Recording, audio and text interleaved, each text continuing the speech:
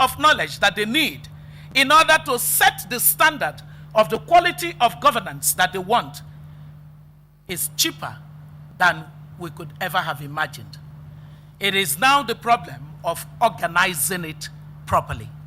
And I believe that your platform is the beginning of platforms that can organize knowledge in the simple way that you hand it over to the illiterate citizen and they can usefully apply that knowledge as a basis to set the standard. Next time that somebody constructs a road that leads from the market to their own compound, the citizen would say, well, how much did this road cost? What quality of road did they construct? And when the governor shows up to come and commission the road, they would not be standing with dancers. They would rather be standing to say, the accountability for this road has fallen short because this is how much was budgeted for the road. This is how much was spent for the road. And just look at the poor quality of the road. Are you not looking forward to a Nigeria that will be like that? I'm looking forward to it. I don't want a Nigeria where people are dancing for road. What is it that's distracting you guys? Okay, put away those tweets, Joe. You know, so it's important that we should work on this. Isn't that so? We should work on this. A major knowledge agenda. Now, what's the fourth point I want to leave you with as I wind down my talk? The fourth point is that in the tools of technology has so empowered the citizen through what is known as the power of anonymity. Isn't that so? That's why, for example, the person who, some of you now that are going to say hello to me here today, as soon as you leave, you go and abuse me on Twitter. And I won't know that it was the same person who said hello to me that was just abusing me. The power of anonymity, it has its essential benefits also. Because a key part of democracy is the liberty and the freedom it offers to have a voice. Without voice, citizens don't make effective demand. That voice is now supported by the tools of technology. How do we ensure that the voice is a coherent and massive pressure that activates change in an orderly fashion? How do we ensure that? How do we organize voice? So it's not noise. Because a lot of what one hears today is plenty of noise. What we need is voice. Voice is well organized. Voice is anchored on empiricism. It is not anecdotal. Voice is not anecdotal. Are you following? Voice is not anecdotal. Voice is based on empiricism. There is empirical evidence backing your assertion. Voice nurtures and nourishes healthy debates.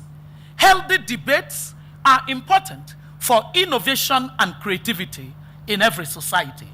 Through healthy debates, we find new ideas and better ways of doing things that we need done more efficiently.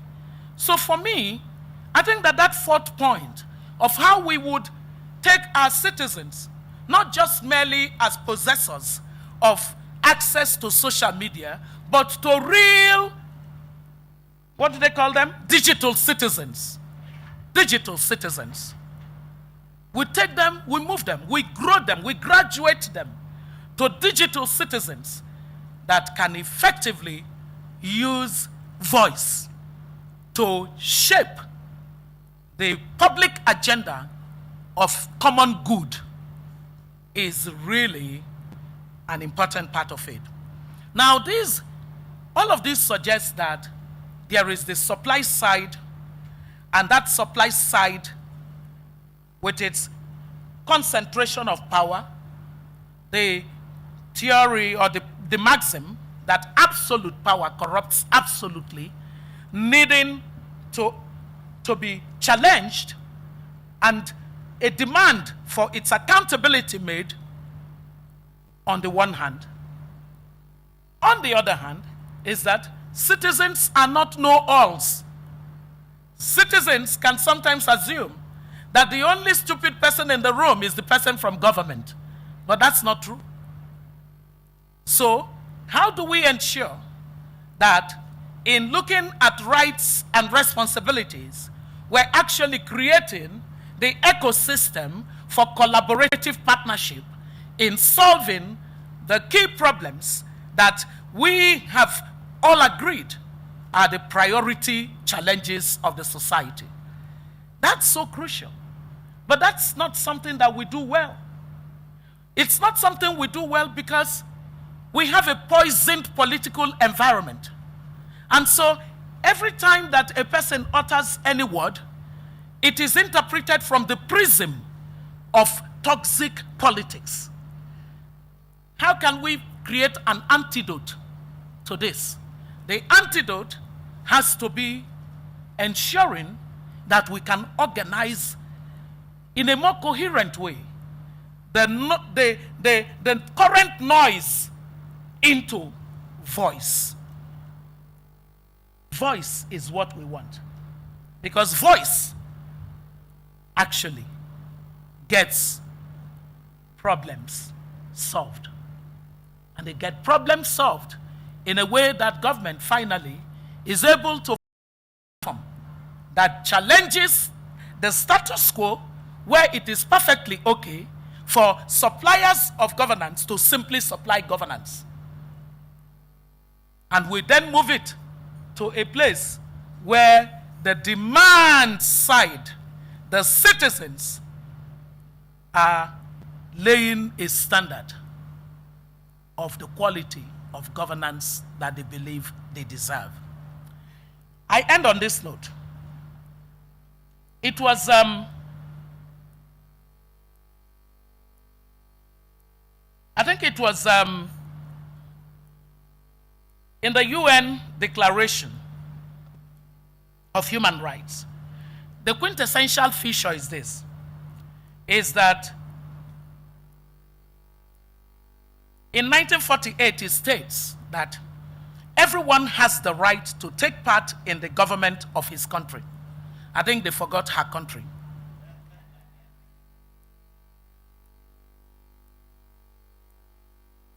Everyone has a right to take part in the government of his or her country, directly or through freely chosen representatives. The will of the people shall be the basis of the authority of government. Do you see that? The will of the people shall be the basis of the authority of government.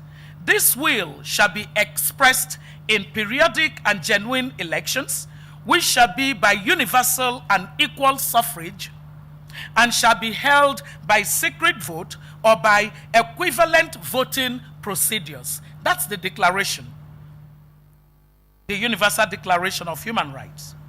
Now, this is what one of the great statesmen, one of the great presidents that the United States ever produced said. Franklin D. Roosevelt said, "Let us never forget that government is ourselves and not an alien power over us. The ultimate rulers of our democracy are not a president and senators and congressmen and government officials, but the voters of this country." That's a given. So what it means is that the importance of what you have come out to do should not be lost on you. One of the greatest presidents of the greatest democracy until Trump has, by this statement, said to us that there is no office greater than the office of the citizen. And in terms of understanding the essentials of the dynamism of growth in societies, we know that all you needed to do in order to create a faster pace of growth in the economic growth theory is actually to improve the performance of human capital. Once you improve the performance of human capital, all the other factors of production accelerate the rate of progress and growth. Now, what does that say to us here? What it says to us here is that as soon as this platform is able to do all the 4 things that we have said, it would have created a huge population of Nigerian citizens who are human capital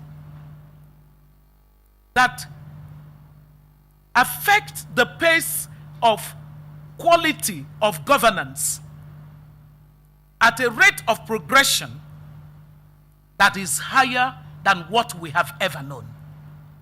So that the office of the citizen is actually not just a word. It has an economic stability, political institutionalization, content to it. The office of the citizen is so important. But even more important is that Nigeria's office of the citizen is one which, when, as that growth theory shows, is aligned to technology, makes the pace of that growth even faster. Can you imagine how a convergence has happened, finally? A convergence has happened. But people who don't understand will not see the benefit of the convergence that has happened. There's a convergence. That convergence is that there are some of you who already are important and critical human capital for the development of Nigeria. But now you must be the army of people that would unblock all that was barrier to the larger population that were outside of the line that has the office of the citizen, active, engaged, informed, and sustained in demanding a quality of governance that is equal to, or perhaps higher than that of their contemporaries in other constitutional democracies. I thank you very much.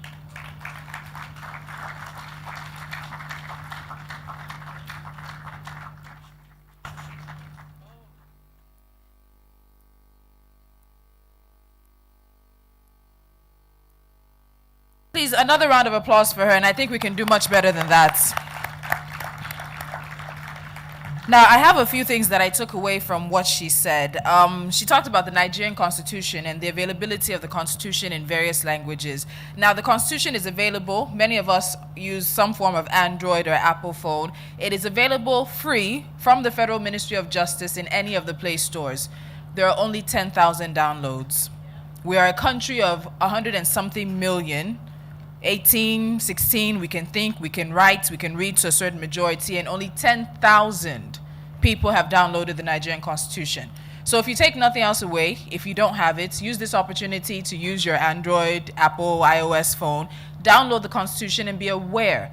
Let's shrink that knowledge asymmetry that she was talking about. Then the issue of healthy debate. The engagement unusual panel has already been one that's trending because of one of the panelists who's coming. And what many Nigerians tend to do is they like to have conversations with people who believe the same way they believe, who think the same way they think. A country can't grow if everybody is laying down and putting their heads in the same position. We need to be open to hearing divergent views and people who are not like us, as well as opposing views. So let's continue to open ourselves up to engagement with others that are not necessarily like us. And collaborative partnership. For the past 5 or 6 years, I've had an opportunity to work with Enough is Enough Nigeria, as well as Paradigm Initiative Nigeria. This year, started doing some work with budgets. And while it may seem like slow work, the truth is there has been some sort of change. More Nigerians are becoming aware of their rights, their responsibilities as citizens, and are demanding more. It may take us a while, but I truly hope and I do believe that we will get to where we're going as a country. Now, to continue, we're going to have the panel continue the conversation as laid out by Madam Obi, addressing the rights and responsibilities of citizens and government and using new media in a mutually beneficial way. To join that conversation, first coming to the stage is the head of public policy for Africa at Facebook. She leads the country's public policy work for sub-Saharan Africa. And prior to Facebook, she was the global head and senior legal director for the human rights area or department at Yahoo, where she focused on issues related to privacy, free expression, and access. Please welcome to the stage Ebele Okobi. Also joining this conversation is the head of policy and government relations, or rather the lead for sub-Saharan Africa for Google, Titi Akinsami. Joining them will be the executive director of Enough is Enough Nigeria, Yemi Adamalekun. And moderating this session will be the executive director of Paradigm Initiative Nigeria, Gbenga Shasan. Please, again, a round of applause. And don't forget you have an opportunity for questions after this session, so please get them together. We're also using the hotspot of the hotel, if you're looking for it, Ibito Hotspot. Username is S10 and password is S2016. And please continue to tweet about your concerns and the things that are coming from the conference. The hashtag is NMCG2016. Benga. Thank you, Tolu. Okay, so we're going to have Google and Facebook kick this off. We had told them before now that they will give us some remarks, not because they are sponsors. And I think it's important to say this. Titi and Ebele are two people, daughters of the soil, who have been part of this entire conversation. Yes, they work for global companies, but their feet are rooted in Nigeria. They understand the conversations we're having. And so anytime we have the opportunity of asking both of you to come talk, not just because you're also great enough to attract sponsors, it is a privilege. So let me invite Ebele. Do you want to kick this off? Would like to get some remarks from you. What is Facebook's interest in this whole conversation, and why are you putting your money where your mouth is?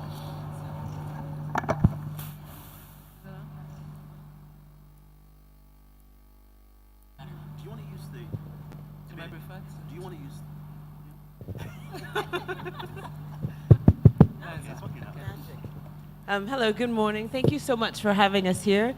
This is a critically important conversation. I was struck most by the Office of the Citizen, which is a term that you use all of the time. And if you talk about what Facebook's interest in it, if you think about social media, and I'm not just talking about Facebook specifically, just social media in general, what it has done, it has democratized information. It has democratized, and since information is power, it democratizes power. When I think about the possibilities inherent in everyone having access to the same amount of information, if you think about the possibilities that are inherent of people being able to connect directly to government, I think one of the interesting things, if you think about 10 years ago, if a government official they would put out a press statement, they would have a big press conference, there might be reporters who were sympathetic, they would go away and that would be the end. I think one of the beauties, despite the abuse that Madame was talking about on social media networks, I think one of the beauties is that it does facilitate direct engagement between citizens and between the people who govern them.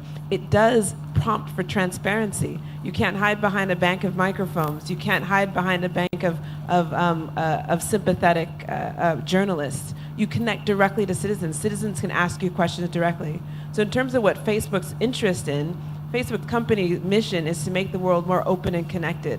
So this particular conversation is absolutely aligned with that mission. Connection means creating a community. And when we talk about voice, I was most struck by the importance of having an organized, coherent voice.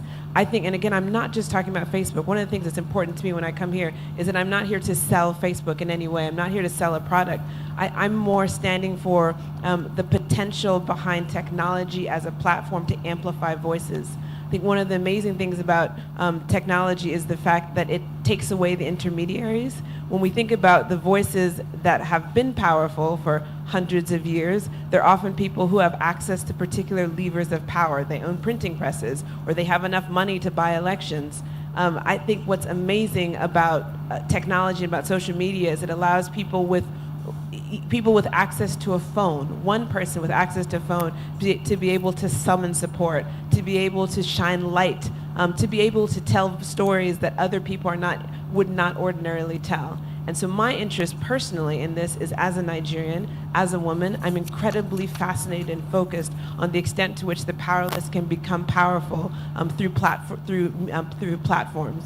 And as Facebook, I think, given that our mission is absolutely aligned with democracy, absolutely aligned with making big voices that previously had not been amplified, this is what our interest in. And finally, I think the conversations, policy conversations about what kind of world we want, what kind of government we want, that is absolutely what I want to ensure that Facebook continues to keep supporting. I also think that conversations about internet freedom, internet rights, have often been the loudest voices, and I know this from my work at Yahoo, are often voices in Europe, often voices in the U.S. My dream, my goal, my vision is for the loudest voices to be voices from the continent. We're sitting in Nigeria, 180 million people across the continent, 1.2 billion. It makes no sense that when we go to conferences that are about privacy or about freedom of expression, that our voices are not there. And so this is absolutely my goal, to ensure that this conversation starts to inform the global conversations around digital rights.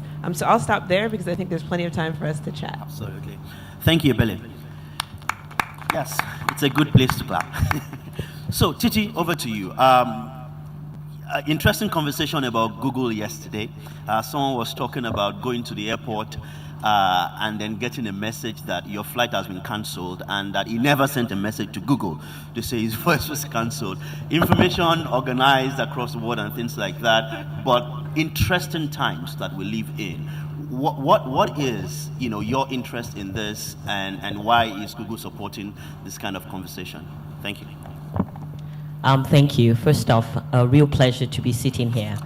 Benga has known me for close to 25 years now, and I would say that he knows I will not start without identifying the fact that this is one of the best panels I've ever sat on. It's not because of just what anybody has said. Madam has been amazing. Ibeli, you've been great. But by the mere fact that there are 4 great women sitting on this panel and 1 man, that in itself would not have been possible if not for the power of technology. I know it because that's my story. My story is this. Gender equality, yes, but I would speak more about gender parity than equality. My story is this. I do not engage on things except there is a deep, passionate connection to what I believe in, because that is what will sustain myself in that conversation. Why am I personally putting my name, which is a greater brand, on this? It's because I have lived through what the power of technology can do to change your life. I have a set of great remarks here for those who want to hear it, but I will not be reading it, but rather I'll be sharing on a number of bases. When Madam spoke, she took us back to the history of Nigeria, which sometimes, a majority of the people in this room may or may not know. And I want to track back really quickly to the history of the internet when it began in the 50s, late 50s, and then the early 60s. Started by a group of people who were homogeneous, meaning they had more similarities than dissimilarities in their thinking, largely academic researchers. But what we have today is a platform that has to deal with a range of cultures, belief systems, and that's why you're having conversations around the panel, and how can you bring them, and different moral thoughts. This is why I do what I do. The internet gives all of us a level playing ground. The only inequality that remains, and I think we need to address a lot more, is the issue of access. But when you are online, you are anonymous, yes, but increasingly you are not as anonymous as you think you are. So, madam, those who are abusing you and you don't know, we can find them. I'm just saying, that's just an aside. I don't want to find that. Exactly. I don't care. So the platform that we are presented with is one that allows you to be the best version of yourself, whether it's positive or negative. That's one. Two is this. It gives everyone a voice. It's given me a voice. For those of you that think that, I probably, I'm the head of public policy and government relations, it sounds great.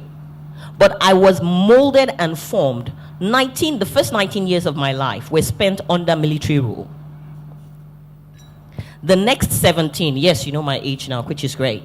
The next 17 were spent recognizing that even though I began in a space of limitation, I could find the freedom that I needed, thanks to the internet. I recall in 1999 setting up my first email, Yahoo, which I still have, and I still use. I use it for my Facebook, which is interesting. I recall setting up that particular email and realizing that all of a sudden, I could find expression globally. And I had opportunity to find that expression positively or negatively. But I come from a long line of teachers, so I toed the line and I went positive really quickly. And it changed my life literally. It moved from being a graduate of English to recognizing that there were gaps within the policy of my country, which I love. Gaps in policy that were not recognizing the opportunities that were ahead of us as a nation with information and communications technologies. So that's one. While on a personal level, I know this is critical. And the second level is this. I work for a great company called Google, which turned technically 18 this past September, which means if it was a human being, in many countries, now it can vote. So Google could potentially vote. But the mission for Google is this, to organize the world's information and make it accessible. Note it says the world's information. It doesn't say the North's information. It doesn't say Western information.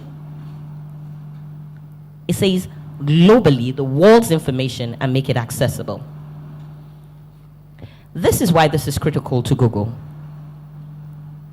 Yes, we want to organize the world's information, but it's in the information that it's out there that will be organized.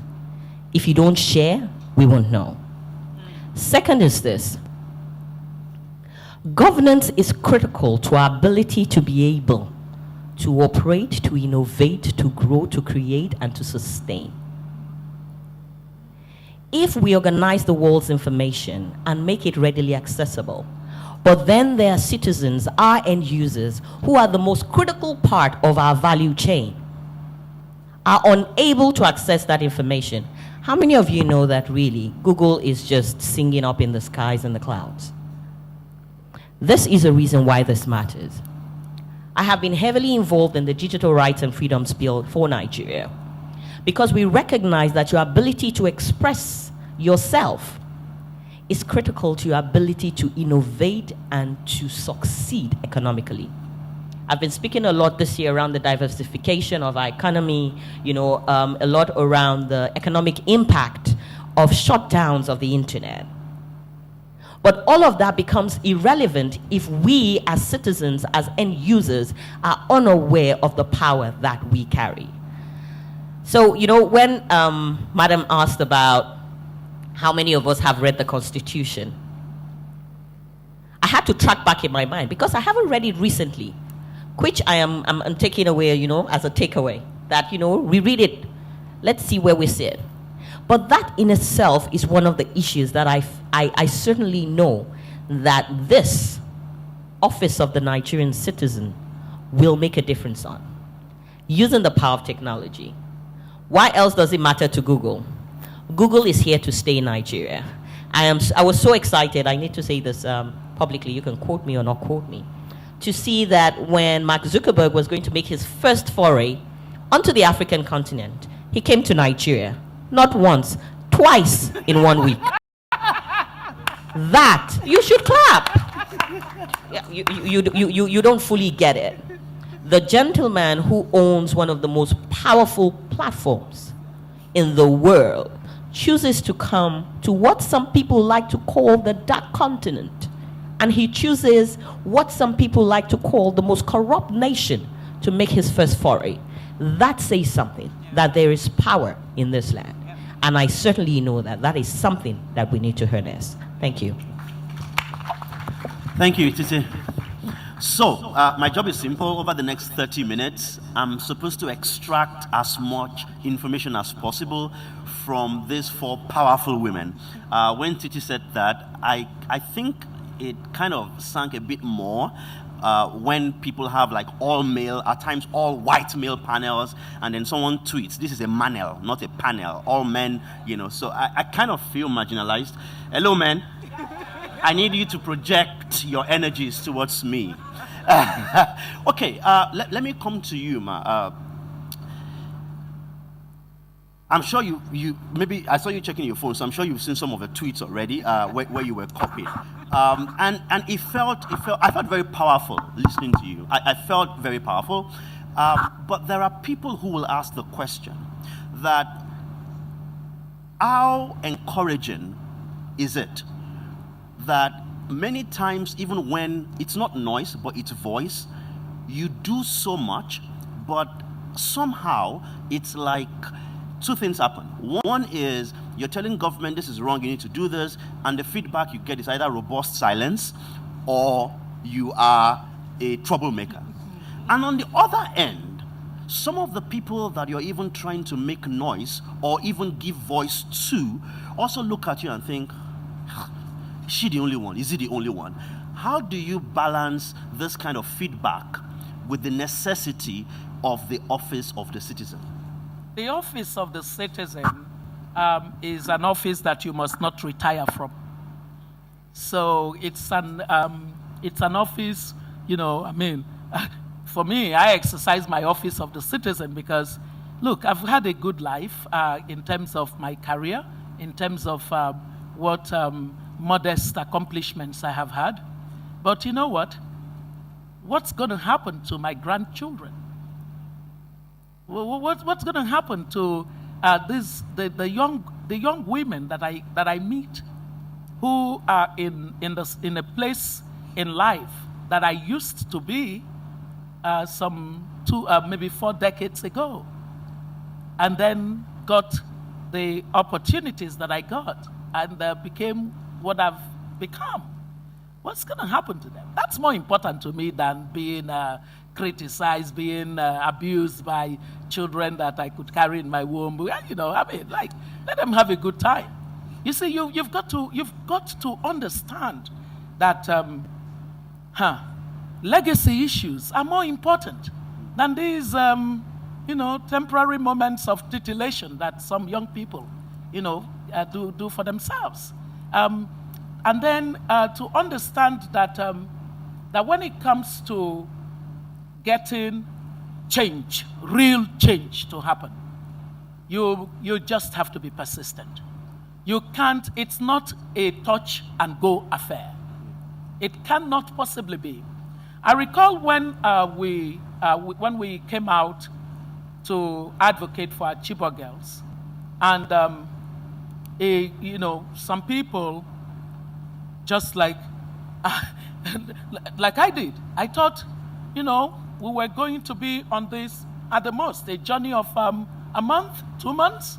Once the government understands that we really wanted them to act in order to get the girls out of the coven of terrorists, they will act, and then we can just go on with our lives. That's what we thought. And, one of the things that we said at that time, based on the fact that that 30th of April, when we did the first march, as many of you would know, the power of technology had already gone ahead of our physical presence at Unity Fountain and other cities in the world. Because it was through the power of technology, on the 15th of April, that was the day after their abduction, I'd actually started the tweeting concerning the need to go find the girls. Before the 23rd of April, when I used the phrase that resulted in bring back our girls, I had actually done another hashtag saying, where are our 85 daughters? To persist in demanding that action needed to be taken. So of course, on that 30th, when we did the march, we were not in any way imagining that this was going to be a journey of 900 and, who is there that would remember what 900 and, we're on 926 days. Yes? We're on day 926. And it's day 911 of our advocacy since we went to the Unity Fountain. Think of it. Many started that journey with us. At some point, they decided, this is too much. We are not making progress with this. We have to just let it be. But some diehards, based on the commitment that we had made on that 30th. On that 30th, what was the commitment, Wenga? The commitment was that after we marched to the National Assembly in the rain, it rained cats and dogs that day. After we marched there and we met with the National Assembly leaders that came out to engage with us, we marched back to the Unity Fountain. And as we were going to do a debrief in order to agree what our next steps were, the chairman of the Chibok community in Abuja went straight on the ground and held my hand and said, you people promise, in fact, he was direct. He said, I should promise him that I would not stop demanding until their daughters are brought back. And we made that promise on that day. So nothing was going to persuade us to do differently. We said, so we added a chant. When shall we stop? Not until our girls are back and alive. We defined it as the basis for our advocacy. So for as long as girls were not back and alive, we did not stop. What does that say to you? It says to you that regardless of what barriers, what obstacles, what kind of robust silence that may follow your demand as a citizen, you must stay unretiring. You must stay persistent until the goal that you sought to advance at the very beginning is accomplished. Because the office of the citizen is not an office that you retire from. Thank you. Yemi, I'll come to you now. So, before 2014, when we had Bring Back Our Girls, and I'll do a bit of hashtag history here. In 2009, I'm sure many people remember, it was Where is Yaradua? 2010, Enough is Enough. 2011, Light Up Nigeria even predated that. 2011, it was Nigeria Decides. 2012, Watershed. Occupy Nigeria. 2013, something interesting happened, and I'm not sure it was planned. It was Save Citizen, save this person, save that person. I don't know if many of us remember. Now, my question to you, Yemi, is this. So it looks like Nigeria generates hashtags and campaigns every year.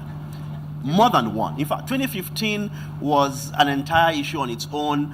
I'm sure right now we have so many issues. The question is this. I'm a citizen, right? I have my day job, or I work with an organization that has interest, maybe even I work for EIE or PIN or budget. but how do I identify what issues to, because one of the things that we've heard from Ms. Ezekwesili is the fact that when you choose one issue you're focusing on, you have to stay committed to it. Apparently, that means you can't do so many. But I know that you're a go-to person with many of the problems. There's a problem, people send, tweets to here and say, when are you going to start the, campaign for this and things like that. How do citizens, in exercising their office, their right, and in fact their responsibility in that office, how do they decide what one thing or more that they can focus on and be effective with it? Thanks. Just since my first time speaking, a big thank you to Auntie Obi for our opening keynote address, to Titi and Ebele for being here and for supporting this. Thank you very much. It really means a lot. How do they decide? At the end of the day, really, I think it goes back to what Auntie Obi said. You decide based on what it thinks you can put your time and your energy behind. I think even just looking, as you have said, over #history, the abdication of responsibility comes. Auntie Obi gets it over and over again on Twitter, as we do. She gets it as an individual, we get it as an organization. So when are you going to start? Are you not paying attention to this? You are only talking about bring back our girls. There's Soja, there's this, there's that, there's that. So there's a sense that people think there are issues to be dealt with, but they're looking for the person that will be the champion of that. Because, I guess in a way it's a good thing, because it's an affirmation that they think you can do something or that you are doing something in other areas. But at the heart of it really is people just being ready to start on a campaign that they are willing to see to the end. And to your point, the Save This Person campaigns, I think, show a lot of that. So out of all the sort of campaigns that we've seen over the last few years, it's those ones that you tend to have people champion, because as you then see, it's personal. So the people who usually start it is either a family member or someone that knows the person or feels directly linked to someone who needs a kidney, who needs money for medical. So there's a personal connection, and there's an investment in yourself because it's tied to you. So how do we get governance issues in a way that because it can sometimes come across as very big and not really thinking we can make a difference, and which is why sometimes we try to encourage people to work on things that are local to them and that they can work on. And I use this to plug this, and hopefully in the next few months, EIE, Budget, PIN, and CCO will get our acts together and work on this. We're trying to build a portal that actually helps citizens do this. So there are people who are in the same community, in the same area, who have a shared issue that they have a problem with. So you don't want to take it on your own, but you suddenly find out that, okay, there are 5 other people who are concerned about the same issue. How can we then work together, share resources, share ideas, and either campaign from a perspective of a citizen, or if it's, for example, a tracking of a project issue, like Auntie Obi, the example she gave, we can then link up to budget and work with the budget, ensuring that the road in my community is actually delivered. So we're hoping that would help citizens feel less of a burden of being a one-man riot squad, but connect with people in their community. So we're calling it the Office of the Citizen Portal, and that's one of the things we're hoping to do with it. And also, interestingly, we're trying to see, to bring us point again, how many hashtags actually translate into actions at the end of the year. So people start complaining, but how many people are then willing to work to actually solve the problem rather than vent? So what's the slogan again? Don't just vent, act. And that's what we're hoping to do with that. Yeah? Benga, can I say Yes. something on how many hashtags then end up leading to an outcome?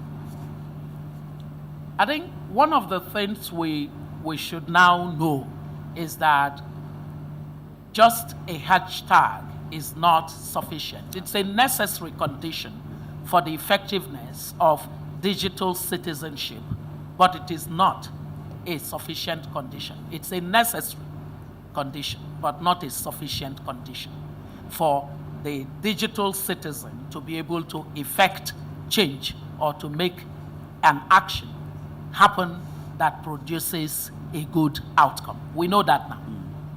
Now, the important thing that we take away from the Bring Back Our Girls movement campaign is that by ensuring that the combination of physical presence and everything that happens on social media continues in earnest,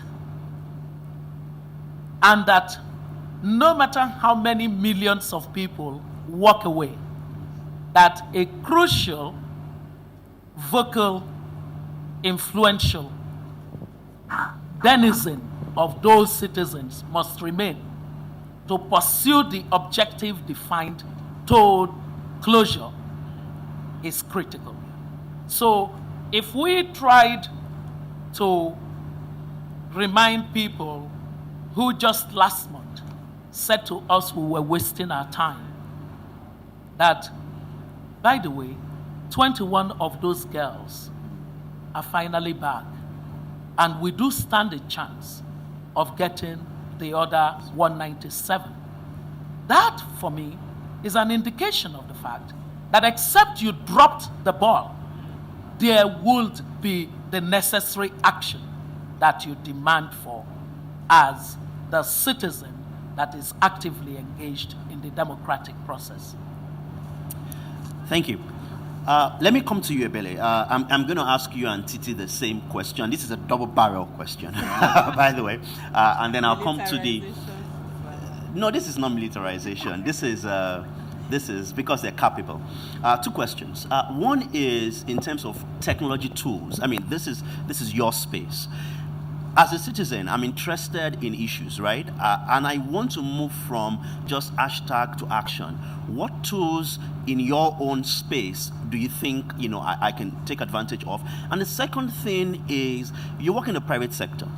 And, we've been talking about government, we're talking about civil society, but one other unit in that space is the private sector. And you have experience in working with civil society, both of you.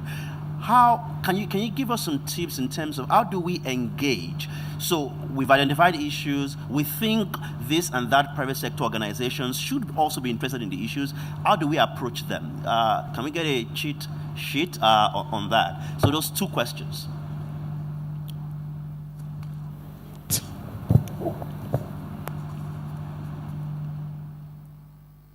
Okay, so in terms of tools, so one, I think that people here know the tools that Facebook provides, and I really don't want to feel as if I'm selling Facebook. I think that anyone who has a basic understanding of of the internet knows tools like SurveyMonkey, tools like Gmail, search, Facebook. I can say specifically, I think the comment about moving from hashtag activism to actual activism is an important one. I think everyone talks about the extent to which awareness is important. I think beyond awareness, so if we think about it from a political perspective, I think this is where partnerships between organizations like ours and civil society, in terms of teaching civil society to give other people the tools of how to use our tools effectively, is important. So I don't think that Facebook is particularly an expert in mobilization. I think what we do is offer a platform and engage directly with civil society in terms of helping you engage other people. I mean, there's things like groups. So for example, yes, people can do hashtags, but if you actually want to do something, you need to organize. So you can organize in terms of groups. If you want to engage directly with political figures, there's one thing of just throwing your point of view on their page, but how can you use social media to hold them accountable? I thought it was very interesting that now the Senate in Nigeria is now streaming deliberations on Facebook Live. I think that's an incredible first step in terms of transparency, and I think as citizens watching it and reacting to it, and identifying, I think there's the work that Enough is Enough was doing around identifying people's specific representatives. I think this is where citizens have a responsibility to identify what are your levers of action. Is it your representative? Is it your governor? There's an interesting book that talked about the disconnection between the governed and government. So if government is captured by, say, take an odd example, oil, for example. If government is captured there and doesn't feel a direct connection or accountability in terms of citizens, then it doesn't matter. Then they can do whatever they want. But this is where I think tools and platforms can, in terms of transparency and in terms of requiring specific accountability, can create, as Madame was saying, demand. So I think that I would say that's my answer to the first question. And then in terms of how do you engage the private sector, I think that is so individual to the company, right? So I would say specific to Facebook, we don't do philanthropy. So Mark Zuckerberg, he has his own foundation, he does his own philanthropy, but Facebook as a company doesn't do sort of corporate philanthropy. And there are a lot of very, there are reasons people can disagree with that approach, but I'll tell you one of the reasons why. Many times, and this is not all the time, companies are doing philanthropy in order to make up for their core business. So essentially, their core business is a business that in some ways is extractive, and so they're creating this thing on the side in order to sort of balance, offset what they're doing in their core business. Again, this is a blanket statement. This is not true of every company. For Facebook, we don't believe that our core business is a business that is extractive. We believe that in doing our core business, we can actually be a contributor to society. So one of the ways that we engage best is in things like this. So how can we partner in helping people use our platform to support positive initiatives, positive goals? So in terms of approaching Facebook, that's how it has to be. It has to be partnership. It's not going to be, oh, can we give thousands of, or tens of thousands of, or hundreds of thousands of dollars to a particular initiative. It is how can we partner in identifying goals where we are aligned. So our goals are always going to be along transparency, along good governance, women's empowerment, all of these things that are aligned with giving people the power to share and making the world more open and connected. And how can we partner together? So if you're approaching me or Facebook, that's what I'm going to respond to. And those are the things that I'm going to be really excited about. And those are things Facebook is going to be excited about. All right, thanks. Tizzy, same questions. Okay, I'm going to start off with a couple of, what would you call them? Regular sayings. Knowledge is power. Be the change you want to see. Identify people who think like you, but do not stay in that port for you to be able to grow. There are a lot of collaborative tools that are available. Again, this is not a platform to be speaking to particular products or services that are available. It would not even be my role either to be able to do that. But certainly I think that there is increasingly the ability to be able to find the right information and the knowledge online is critical. One of the few things, Madam referred earlier to the Trumpification of America's democracy. And one of the things that we realized was missing is the ability to be able to check a fact. So we started something called Fact Check It. Now that's something that would be great to be able to localize for Nigeria. You're hearing this gist, this news, this story. You're hearing from someone that this is what is happening, but you want to be able to verify that source of information. I think that's a critical part for you to be able to mobilize behind a hashtag to make it into action. On the second level is this. Like Ibeli mentioned, we don't do what you would term corporate social responsibility. I think we do something that is more sustainable, and that is building and investing in an environment even before it becomes profitable for us. A lot of people do not realize that it's going on 7 years that Google has been present in Nigeria as an organization, Google Global Services Nigeria, registered in country, way before it became profitable to do so. And I'm not saying it's profitable as yet. But one of the things that we recognize, I have to be able to qualify that, one of the things we recognize, or one of the things that our founders and the business does, is look at you, look at a country, look at an environment, and see potential, and be willing to invest in that potential for it to be the best version of itself. I think that is also very important to be able to mention.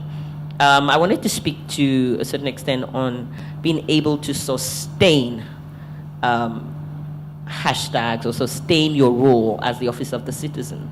I'm a Nigerian by birth and by inclination.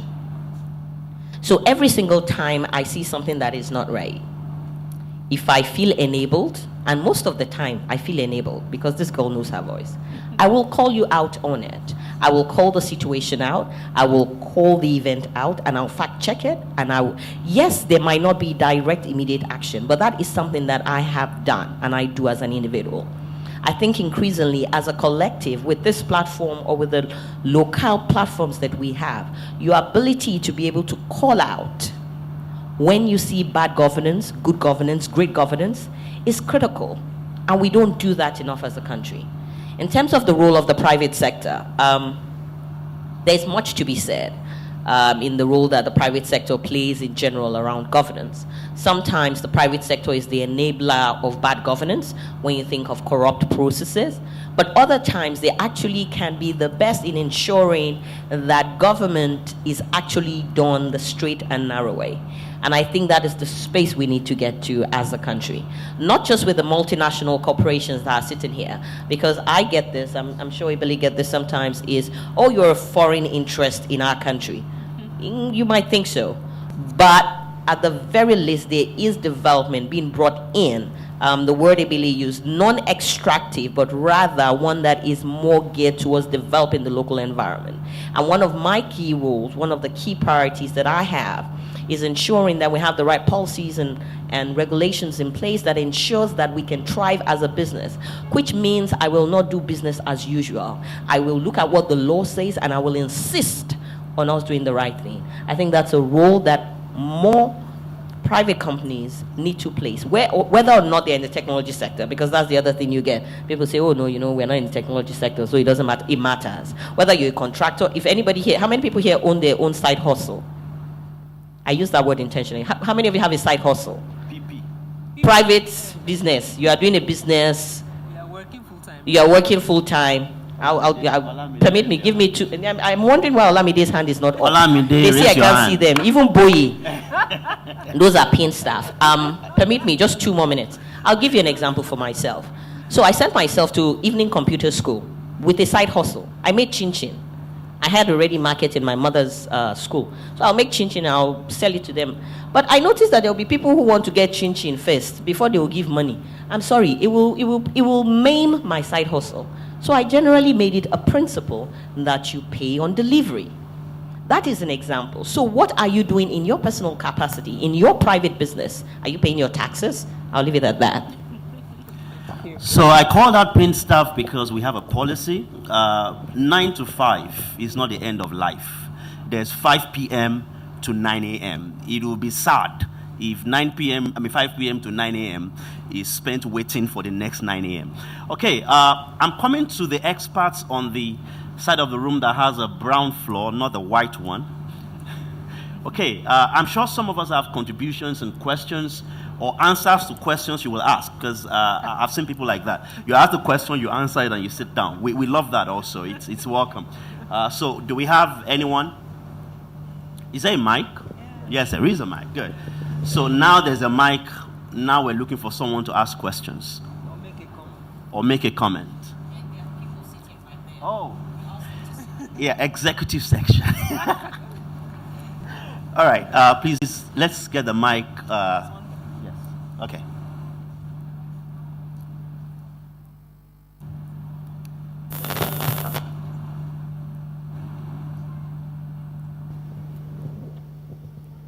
Can we bring the second mic this way? Thank you.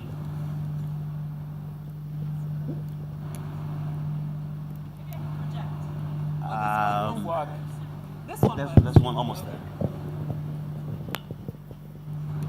Thank you. Thank you guys very much for this very informative panel. I think my question is around when Auntie Obi started with laying out the history, our timeline as a nation, as a government, as a student of government. It was interesting how informative that was to me in a very sort of simple journey way.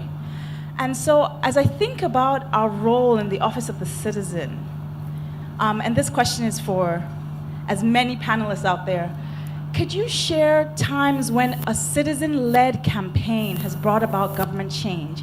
I mean, I think in our recent future, we're seeing the change of Bring Back Our Girls, and many of us are studying how that has evolved and the persistence it's taken. But it'll be encouraging to hear how many other times have citizens stood for something without the government's awareness and just pressed until the government did something, and how long did that take? Just again, so we know how long we should put our seatbelt on for. Throughout the entire flight. All right. Any takers for that? Okay. Let's take some more. All right. We've got a gentleman here. We've got a lady at the back, and then we've got another question here. So what I'll do is I'll take those 4 questions. Okay, and then we'll get feedback if necessary. Yes, sir. All right. Thank you very much. distinguished panelists. I was very also moved, just like the lady that just spoke now, about our history as Nigeria and the past leadership that we've had so far. And I can still see that it's the same set of leaders that we still have in the country. They are still leading Nigeria as a country. They just keep revolving on and on and on and on. And no opportunities for the youth. Now, going down the line, we know that there are a lot of mass movements for youth to come out and take the center stage of governance. The former president, the former head of state, Gowon, was how many years old when he was the head of state? But in our constitution, you will see that the age limit is from like 30 and above. So there is no really opportunity for the youth stage to really come into place at that young age to take leadership positions. So what do you think can be the solutions, and how do we get around this situation that we find ourselves as Nigerians? Okay, so we're not too young to run. We've got a question there. Right behind you. Okay, right. Thank you, everyone. Good morning. I am presenting my question to Dr. Obi Ezekwesili. I am looking at you as someone who has been in government, and now you are on the platform of the citizens. And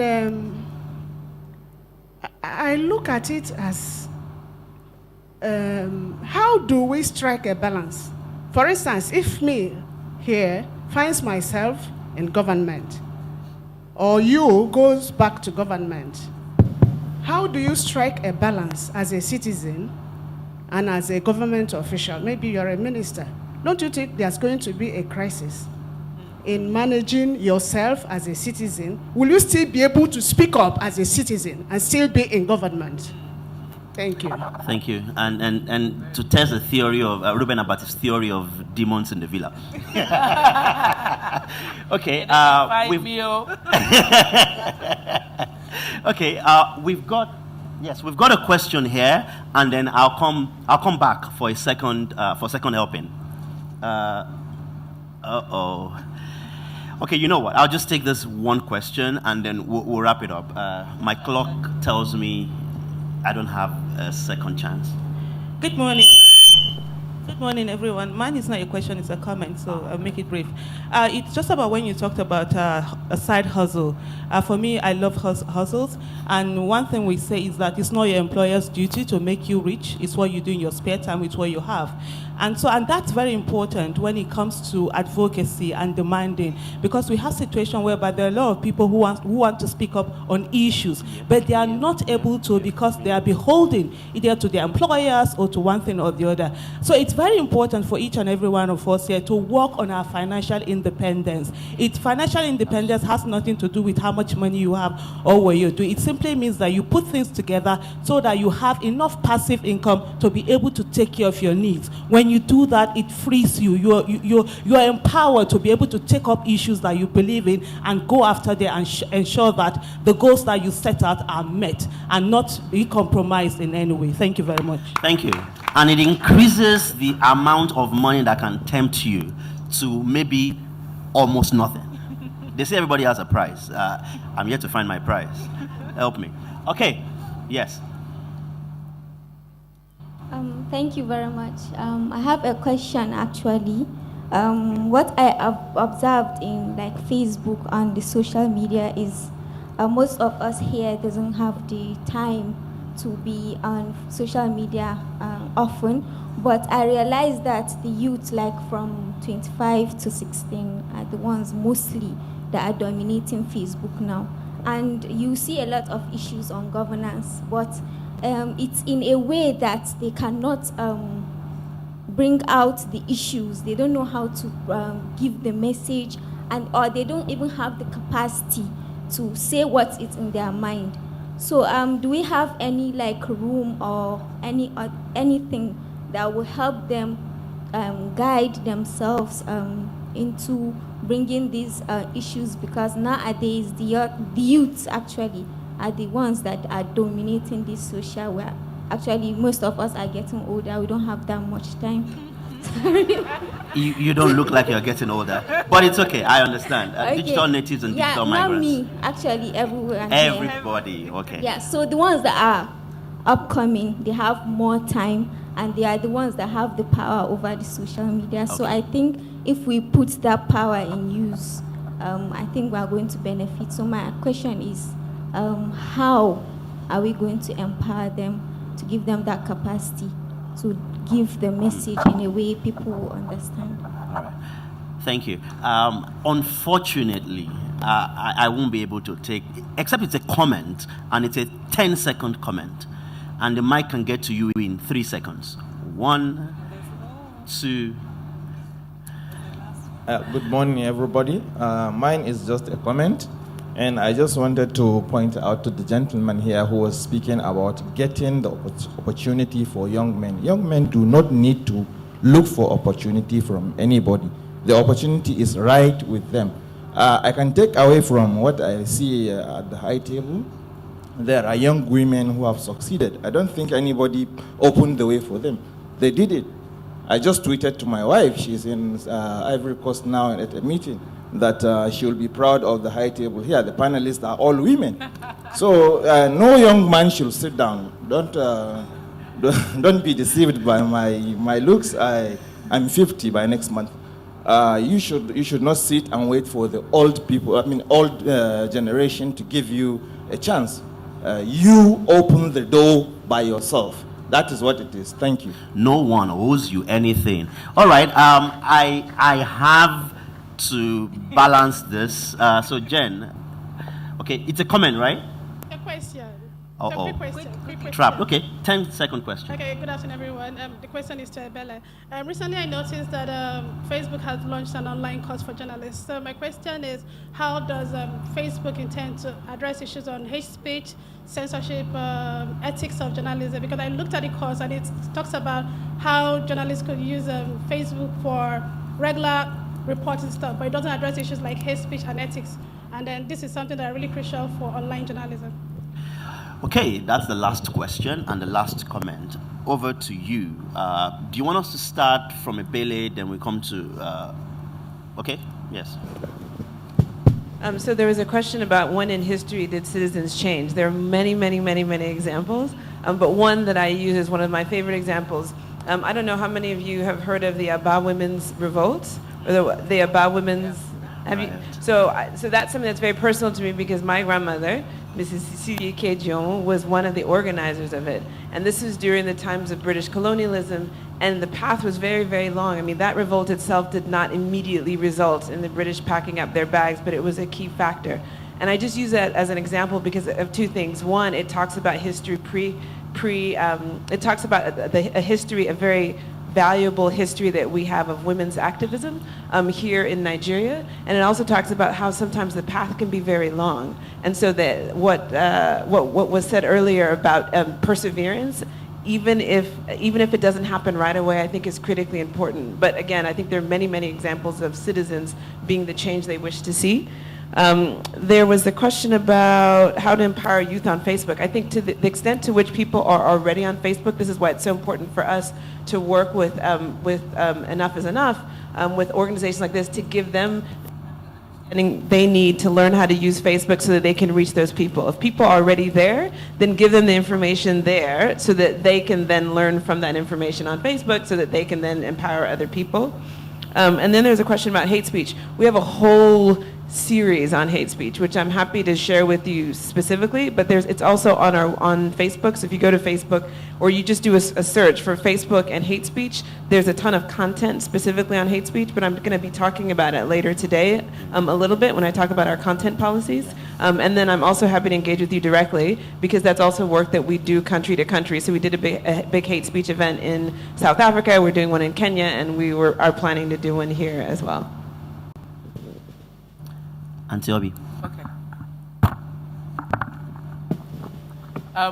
The question on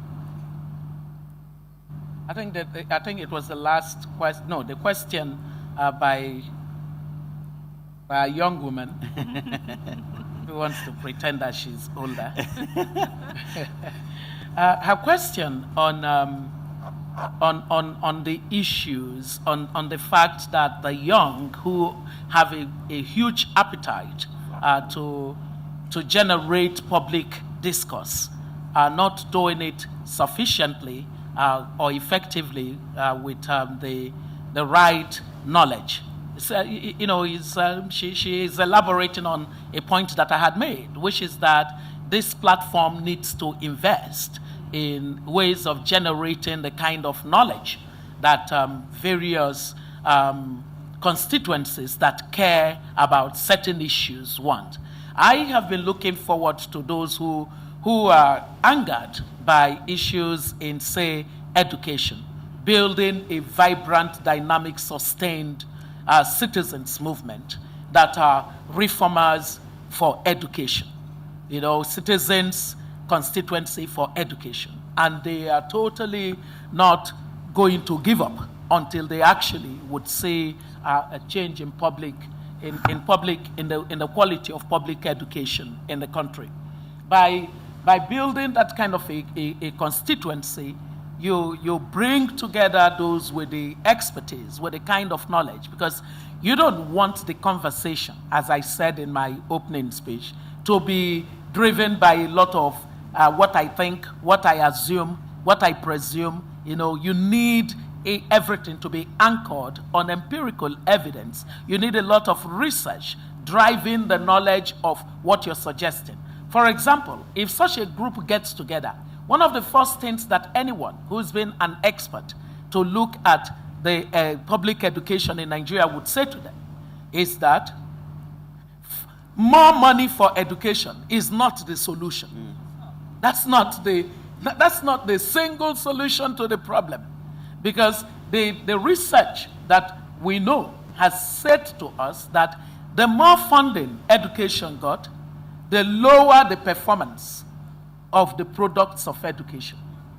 So that immediately sets them on a course of conversation that would go to the drivers of poor outcomes in education in a different kind of way. So that's issue-driven, that's knowledge-based, and it's important that our conversation as citizens should be designed. Then there was the not too young to run question. When I was a speaker at the event, I think sometime a few months ago, one of the things I said to them is, what's the data saying about the age range of the people who are angered by the constitutional restrictions? What does data show about the age range? Data shows that it's a significant population. It's a population, the youthful population is defined in Nigeria according to the definition by the AU. And I think the AU definition of youth is from the age of 18 to 34. Or is it 34 or 35 now? 35. Now, if you looked at our data in the country, in terms of census, the demographics of our country, it shows that segment of the population is actually the segment that is the largest cluster of a group of people. Now, if that is so, and you actually have some more, up to 40% of you in that cluster, what are you waiting for? Who are you waiting to unlock your power? Your power is already resident in you. You see, it's part of the problems of what militarization did to our society. People enjoy being announced on radio to be responsible for something before they know that they are responsible for many things. And that's where the office of the citizen has to trigger a sense of ownership of every issue that agitates you in the individual person. So, my young man, all you need to do now is to drive your process. Is to say, what percentage of that group do I have within my own local community? How do I organize around this topic until we can effect the change that is necessary to happen. For example, many of you say that it's the constitutional issue that is the barrier, and that barrier, if it's not removed, it's impossible for the young person to really do much. So I say to you, imagine a situation where that 40% of the population are totally unretiring on this topic. Not that occasionally you come to conference and you talk about it and you're angry, but you talk about it and you talk about it and you talk about it, and then you actually did something about it by making those who must focus on constitutional change to focus on constitutional change for your issue. There's no way you're going to blackmail anybody into changing the Constitution. You're going to have to compel them. You've got to make it such that it is costly for them not to change the Constitution. Then that's when they change it. It's the theory of incentives. So you have to work with that knowledge. And then there was the question as to how do you strike a balance between being an activist and being someone who was in government and who could be anybody that wants to get into government. Hey, that be my guest. When I was in government, why are you laughing, Mega? When I was in government, I was called a saboteur by the government that I was working in. Why was that so? Because as far as the politicians of that government and that era could see, everything that I was doing for the promotion of good governance went contrary to what they would like to. So I did the due process work, and they said it was a work to punish the party that had won the election, because I was working for Nadeku. You're probably hearing that for the first time. The due process was a source of great anger and annoyance and irritation to the political powers of that era. Every reform that we did, whether in the petroleum sector or when I went to education, was couched in the language of outsider in government. Why was that? It was because in government, I carried on my tradition as an informed and active citizen. I wanted to leave whatever responsibility I had in the place where, if I left government, I could hold anybody taking responsibility to a certain standard of performance in that same arena. So, for me, it's a continuum. You cannot separate your life and say, 1 minute I'm a citizen, the next minute I'm a government official. The public good cannot be subordinated to the circumstances of your status at any given time. I end on the note that to show you how much trouble I was inside of government and outside of it, President Obasanjo would say at cabinet meetings, "With you in my government, who needs a Ganifa way in me?" And I thought it was the greatest compliment I could get. Because as far as I was concerned, I was not sitting in government as one disconnected from the reality of society. And so if you don't have that perspective, then you will do your work as a government official differently from the way you would do it when you think, now I am in government, it's supposed to be my season to enjoy. You're not enjoying anything. The public sector, public service, is called public service for a reason. The word is service. But when you talk about those of you in Google and Facebook, you are in private sector. There's a difference between service and sector. Service means that you're there to serve the larger good. Sector means that you're there to pursue the bottom line, which is the profitability of the organization that has shareholders. So if you have that mindset, we'll get to the point where we don't have to ask that kind of a question. And my public engagement is equivalent to my private engagement. That's the way it's always been, and that's the way it will always be.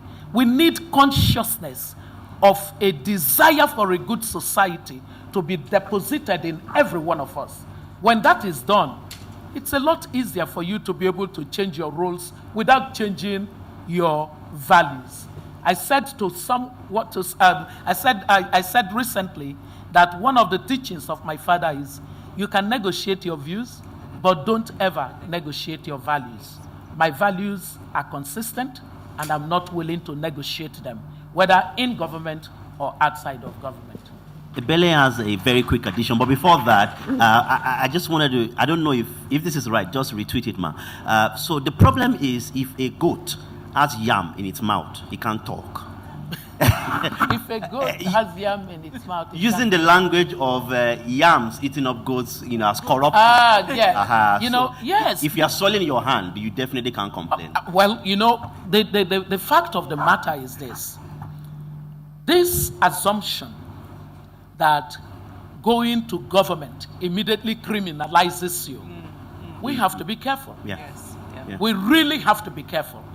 And the assumption that having been in government somehow makes you morally inferior to those who are in civil society. I was in civil society. I think a lot of people always forget that I was co-founder of Transparency International, that I was once the leader of concerned professionals in this country. I think they forget all that part of my history, and they only remember that I was minister. So there is an antecedent of citizenship and that agitation for a good society. And when we think in ways that enable more people to consciously engage, we're the better for it. Absolutely. Presuming that everybody who has been in government has become a criminal is your fastest way of ensuring that decent people don't go into government. And you injure society by doing that. Okay, very quickly, Ebele. I just wanted to quickly react because I forgot to react to the part about young people. So it's absolutely true that there's a need for a change of the Constitution, but there's a saying at Facebook, at the company, that it's on the walls everywhere, and that is that nothing at Facebook is somebody else's problem. And by that, and the meaning of that is that, and I think it's very relevant here, you don't need a title in order to solve a problem. And so yes, it's absolutely true that there should be a change so that more people can run for office. But if you look across our country, there are so many problems that can be solved by concerned people of any age, and that you can mobilize and engage and focus on solving the problem as opposed to getting a title, and the title will come. So that's the only thing I wanted to say. Absolutely. Leaders without titles. Titi. Sorry. It's not on. Bottom.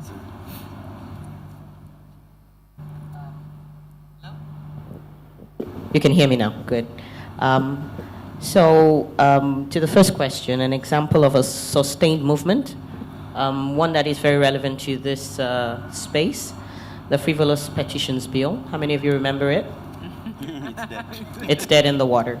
That's a sustained movement, and that's one that happened in these times. Because I know there might be criticism, and in those days, it really did happen in this time. That's a very critical example for Nigeria. So it can be done, and that was done by people who didn't necessarily have titles, but people who recognize, and this speaks to the other question around being able to find opportunities for youth, is be the change you want to see.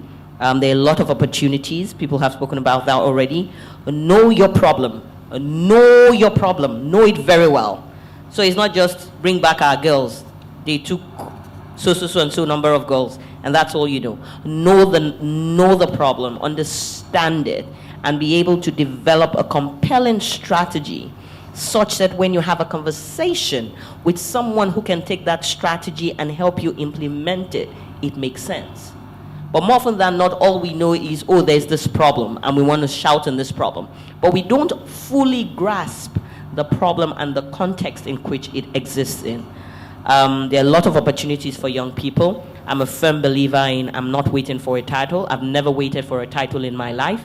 Titles find me after I have solved the problem. I think that's an attitude that we need to have more and encourage when we have our engagements. Recycling leadership. It will continue to happen until we address, to your last point, until we address the fact that we view people who go into government. I get that all the time. They go like, oh, now you work for the private sector. My antecedents, my history is in the public sector and academia. Oh, now you're in private sector, so you're just chopping the money. I'm like, no, why? Did I change? Are you questioning my values? Your ability to be able to recognize that statements like that do not encourage people to go into other sectors to be the change they want to see is significant. I'm in the private sector, having moved from the advocacy and the academic sector, because I want to be the change I want to see.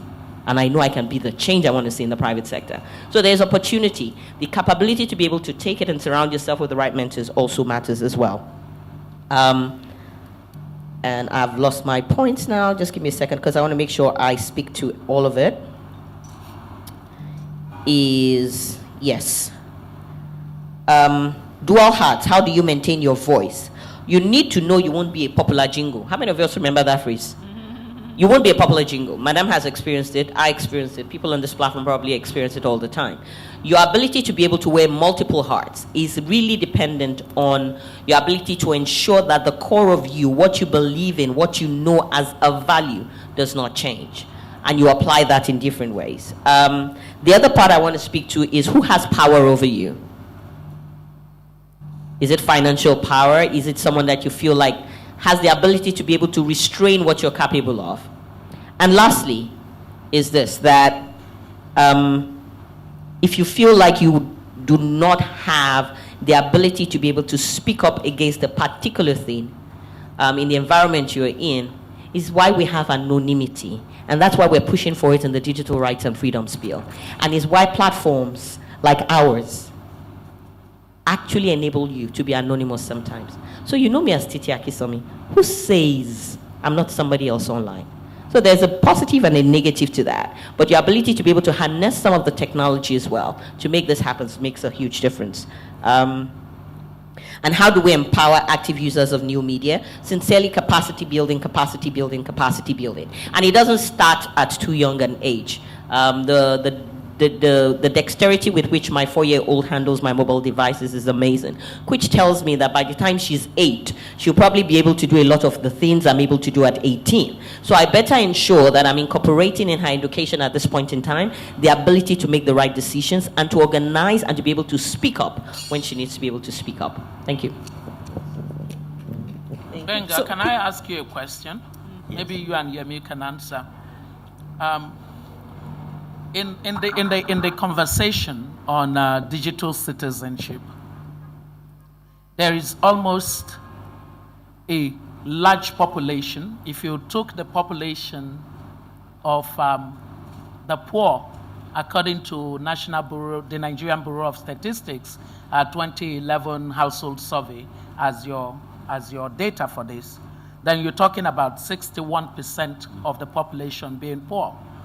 Now, that 61%, interestingly, resembles the population of the children from poor families that are left in failing public school systems.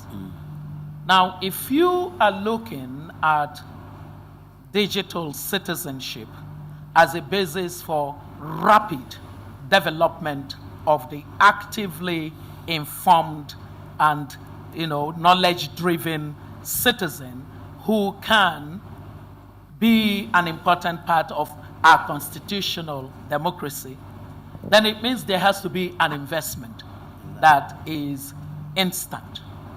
Now, for that engagement, for that investment, you require a sound coalition. Is that a coalition that's already in the making? Is that a coalition that you even imagine is feasible? Because, as I said in that opening, if you added technology and the power that it has to governance on the side of the citizens, what it does in improving the quality is so high, and it indirectly affects the economic growth that you can achieve. So how do you address this so that by the third annual event, you actually have something where you are attacking this particular issue? Ebele, how many people are on Facebook? Nigerians in Nigeria? I don't know the numbers. I don't know if Gwenga knows. 15? 10, 15? No, I think it's like 8 million. 8 million, okay, Yeah. good. So to answer Auntie Obi's question, I think as an organization, so the coalition doesn't exist and the conversation to form it hasn't even started. As an organization, one of the things we've always said is that the idea of sort of using technology and this digital citizenship is not necessarily that everybody has to have access. So we teach a principle about the thumb.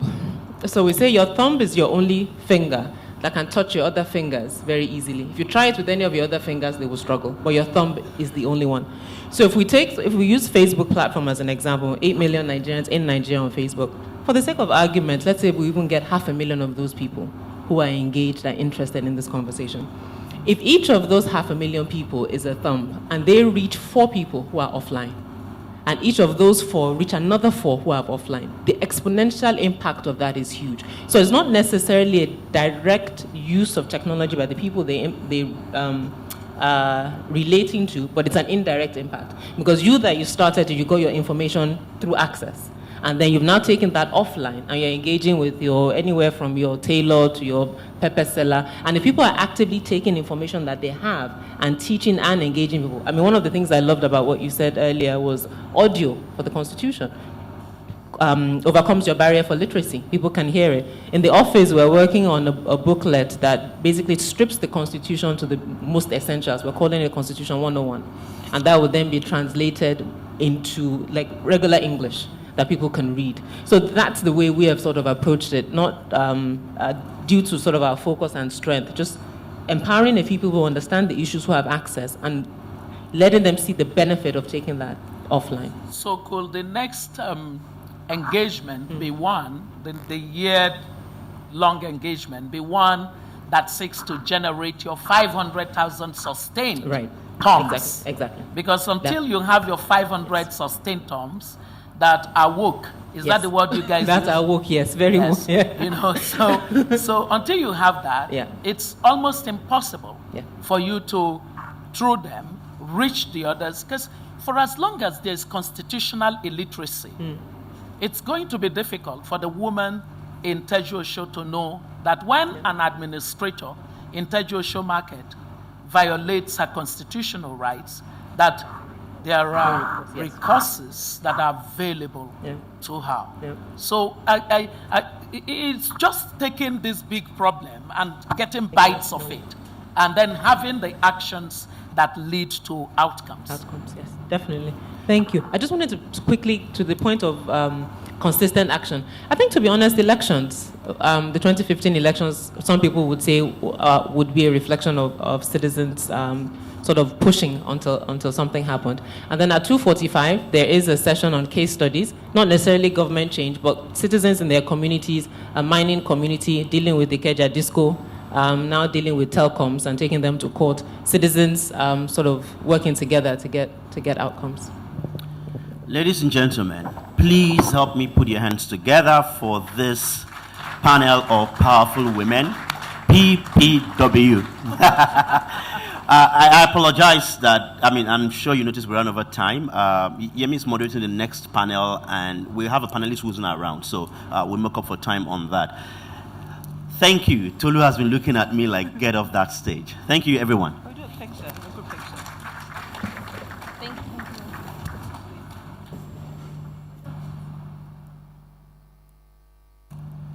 All right, please, again, another round of applause for the panelists. A quick picture before they get off.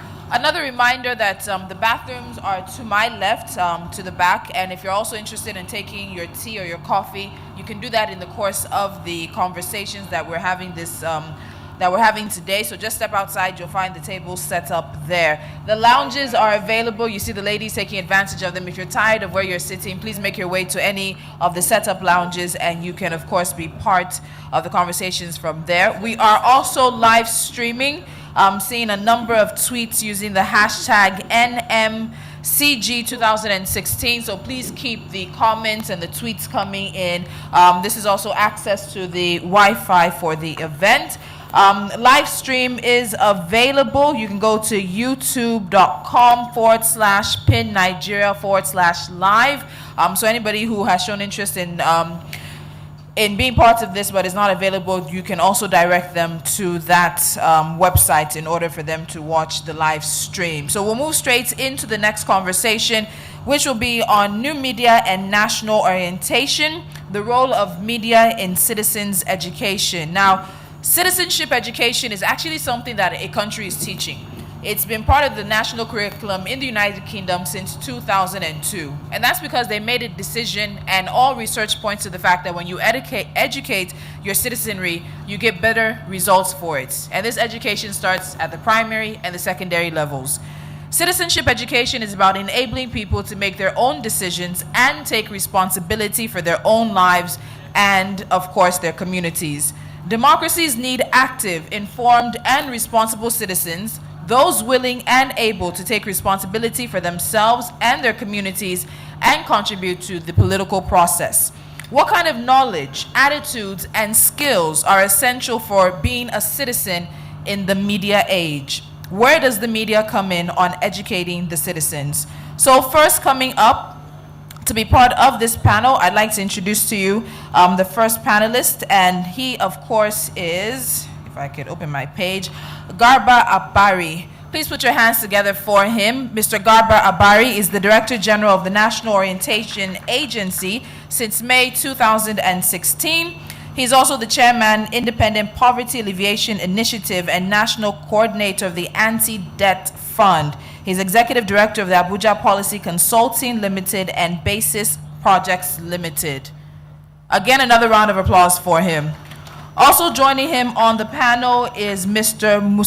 Musikilu Mojid, who is the managing editor of the Abuja-based Premium Times newspaper, which has won local and international acclaim for its investigative journalism tradition. Please, a round of applause for him as well. I'm actually a very big fan of the work that Premium Times is doing. Now, to moderate this panel, I'll call Yemi Adamalekun back to the stage, the Executive Director of Enough is Enough Nigeria. Please, a round of applause for all of the panelists as we get this panel started right now.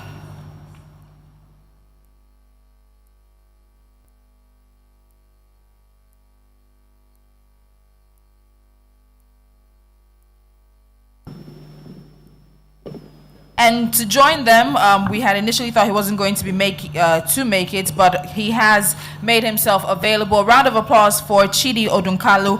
He's a senior legal officer for the Africa Program of Open Society, the Justice Initiative, based in the Abuja office. He's also a lawyer and advocate for Nigeria and the former chairman of the National Human Rights Commission. Please, a round of applause for Chidi Odunkalu, please. Let's encourage him as he comes, and we'll get the conversation started. Okay. All right. He says he will join us. All Thank right. you very much, everyone.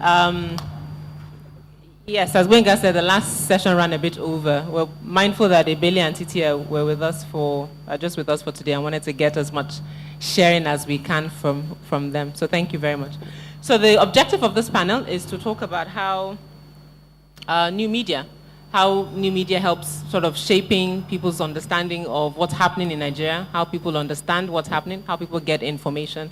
One of the things I think it was even interesting, Antiobi from the previous panel, she's a very big advocate of using social media to educate. So she has an ongoing series that's been ongoing now for maybe 2 years called Public Policy 101. And she uses that to just educate and share information on public policy and the government. So the conversation this afternoon will be about that.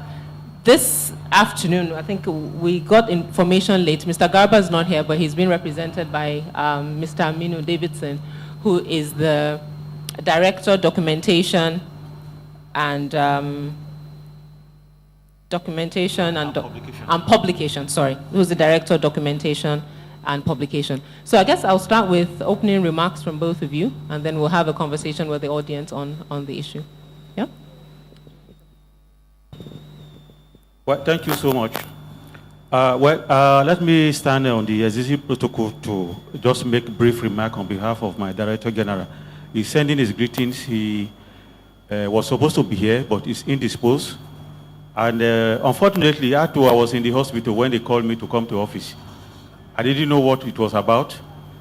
Getting to office, they said I should come straight here.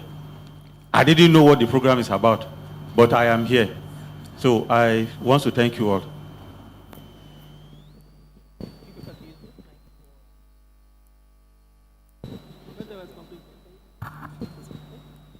Yeah, because this. Sorry, I don't know, is it? Well, you can never go wrong with good day. I don't know whether it's morning or afternoon. Okay, good day anyway. Kind of somewhat gratified to be here and to get the free tutorial from the previous session. I think we're in the subject matter of new media and digital media and civics. Our civics is a germane one. It's unfortunate that we can't get as many of the institutions as we could. And it's also important, it's significant in my view that this is happening on a day when the spokesperson for the president has opted out of coming to this event because, quite honestly, of what I consider bigotry. And on a day in which one of the biggest consulting firms in the country has taken to issuing a statement to say that they object to a human being created by God. And this is a country in which we all claim to be very godly and very faithfully.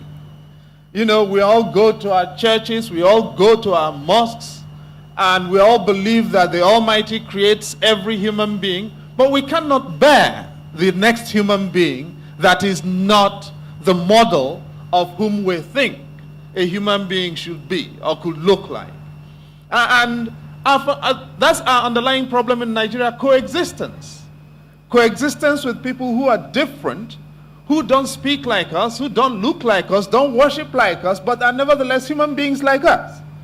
And so we have all this knowledge, we have all this information about our faith, about our country, information from the digital age, but we lack knowledge in spite of the information, and even worse, we lack belief. And I do think that these are things that new media, digital media can help us bridge, and with public agencies providing content, providing guidance. But how can they do it anyway when the public space itself is undergirded by this soft bigotry that underlies pretty much everything we do in our country? That really is the reason I came here. And I was hoping we were going to have a discussion, but there you go. Government objects to Nigerians sitting down to talk to one another because government chooses to decide which kind of Nigerian should address Nigerians. Welcome. Okay, so this will get started very early. I mean, it's a conversation, and I'm glad we have Mr. Odekalu has sort of tilted it a bit differently than what we had planned. But it's a conversation. I've been really interested in hearing what people's thoughts. The panel, I mean, just to provide some context, in case you haven't followed it, I mean, you will not be on Twitter if you haven't followed the conversation. We have a panel tomorrow called Engagement Unusual. And the idea for the panel when we conceived the conference was to have a conversation around how people are using new media in interesting ways that don't necessarily get through the general conversations on new media. One of the first things we pulled was, for example, Hausa Facebook. How many people know that there's a big community on Hausa Facebook? By show of hands, let me see. How many people know? Exactly, and that's part of the reason. Ebele doesn't really count because it's her job to know. But really that's what we were trying to show, that, and for us, we found out during the 2011 elections that there were so many people talking about elections, especially when the riots broke out in the northern parts of the country. It was already flagged on Hausa Facebook, quote unquote, before the rest of the country found out. So we thought it would be an interesting conversation, since we're talking about citizens' engagement. How are citizens using new media in unusual ways? So we invited the personal assistant to the president, who's in charge of Hausa Facebook, as one of the panelists. And then it was one of the panels, quite honestly, that it took a while to find people to speak on. So it evolved over time. And then later, we also invited a gentleman by the name of Bobrinsky. Who knows Bobrinsky here? I'm sure more show of hands than Hausa Facebook. Until you ask me. No, exactly, which is very interesting. So what has then happened is, Bashir made a post on Instagram, either jokingly or not jokingly, saying that he was not going to come to the panel because of Bobrinsky. He has pulled out of participating in the panel tomorrow. And that sort of started a storm of conversations. And that has also followed by the moderator, Shubomi Plumter, who works for a company called Older Consulting. That's what Mr. Odekanlu was referring to. She has also declined participating in the panel. And so it's an interesting conversation around what the focus of the panel was and how the personalities who were being on the other panelist that you might also know is Frank Dunga, the character Frank Dunga. Who knows Frank Dunga here?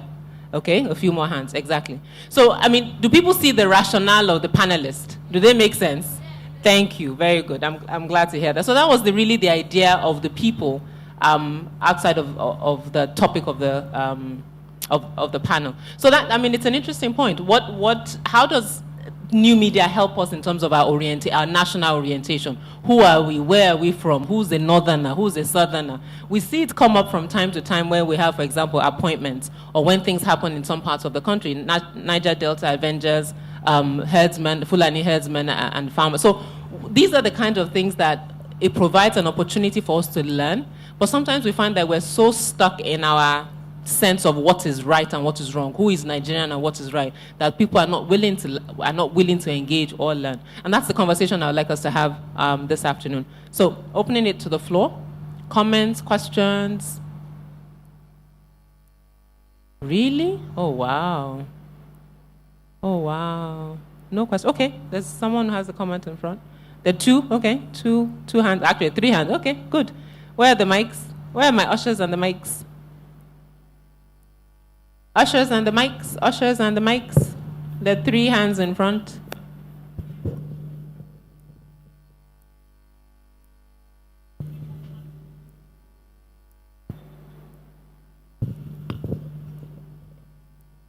Good morning. My name is Mustafa Mohammed Jami from Coin Communication Consult. I'm really happy, very happy to be part of this session. And so far, what I've gotten, it's been useful, and I've been sharing it also with people that follows me on my social networks as well.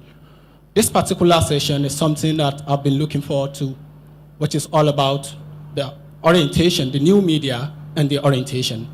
I think it's something very, very important. It's something we need to focus more on. Our people, the way we consume. How do we consume? The consumption, we have the producer, yes, they know what they're supposed to put in, not even all of them. But how do people consume what they got, what they are getting? Sorry, what do you mean, consume what? I mean, the content we right, are producing. How are people consuming it? It's another thing on its own, that there are supposed to be some certain kind of orientation for people to know how to differentiate between a fact and truth and untruth. And especially when it comes to being objective and analytical in consuming a certain content. I think we'll look forward to this session, and I'm happy to be with you once again. So your question or a comment? A comment. Okay, just how people consume content in a sense. Right, great. The person right next to you had his hand up. My name is Salisim Indaba from Digital Development Hub, Kano. My own is with regards to what we call the new media, and in particular talking about the internet rights. Virtually, internet rights is a bit almost, I can call it in my own terms, a fundamental right for every Nigerian. because we can discover that there are policies, that align to internet rights, in which every Nigerian is expected to, be privileged, or yes, such privilege to be mandated when exercising social media stuff. But to my surprise, always, what is paining me is that in Nigeria, you discover that most of those policies of internet rights are in place, but surprisingly are not all that enforced, so that all the service providers, or I can say ISP, internet service providers, should be compliant to all such kinds of agreement. But at times I got to be skeptical that where does this went wrong? Is it from the side of the policymakers that they are not imposing? Can you give an example of what kind of? Okay, well, so to say, especially talking about like the tariff charges when it comes to using internet on a daily charges. Honestly, Nigerians in Nigeria here, the charges is not just. Honestly, Nigerians are exposed, by the so-called service providers. So you think we're paying too much for data? Yes, okay. Yes, we are really paying too much. Okay. And there exists laws in place in terms of internet rights. Okay. And I wish some of those of ISP are here so that we can discuss this more.